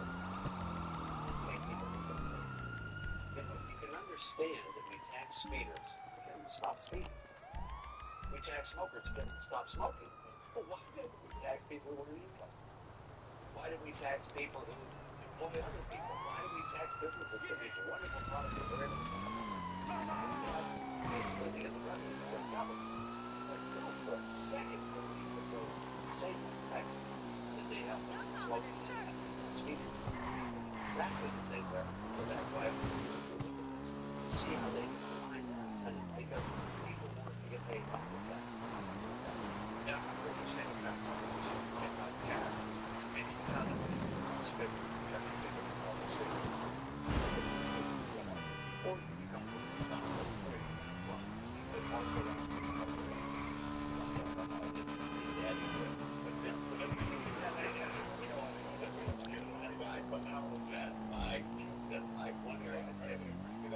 six kids at the end, and then it gets pretty good.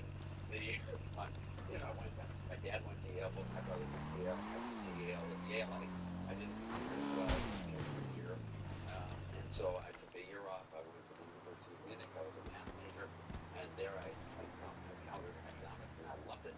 And I came back, and that changed my life. So I began to do say Munich. Yeah, got it.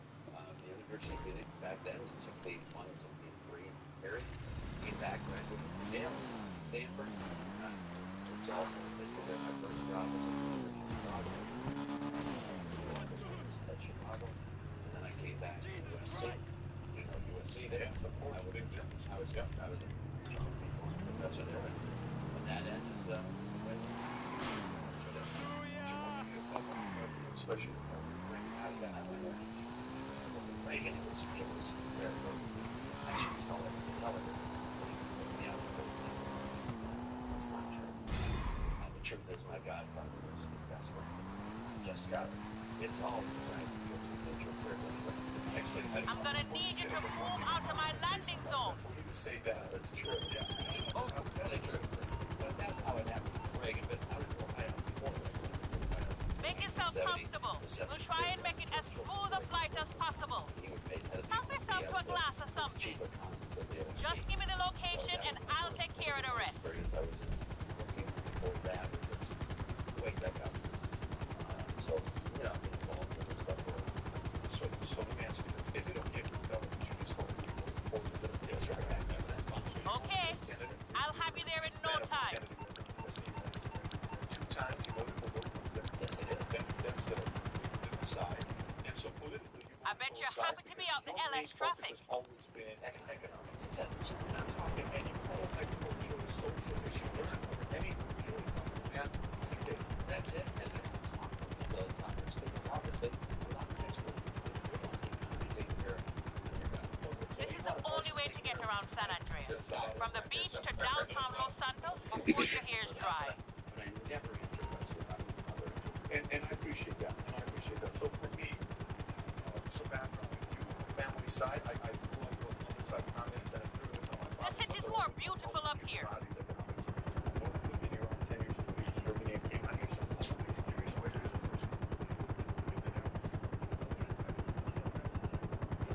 Oh yeah, yeah.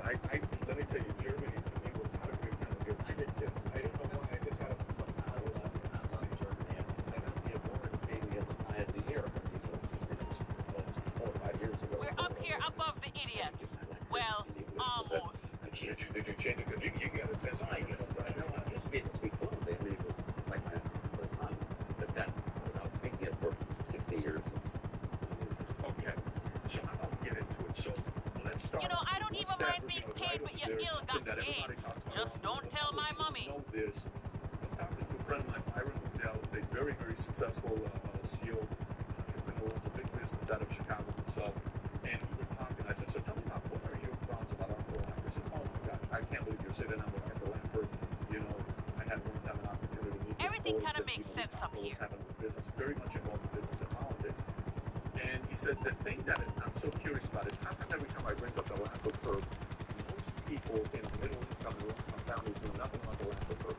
They know the concept, but they've never heard about the Langford curve, which is a big part of when President Reagan took that concept and said, hey, what if we did this? The whole meeting that you had with the Donald Rumsfeld and Dick Cheney, and you took the napkin and you drew it out to them, and then that is now, is it at the Smithsonian? It's insane. Yes. Yeah, that is insane to me. So it's insane to me. It's insane to not freedom free kid. God, like serious? Just see that I love going to the Smithsonian because it's a unique place. We used to go every year 4th of July. Yeah, it's just wonderful. It's a unique place. Okay. And I'd fly one of these tellies to a hurricane. So big.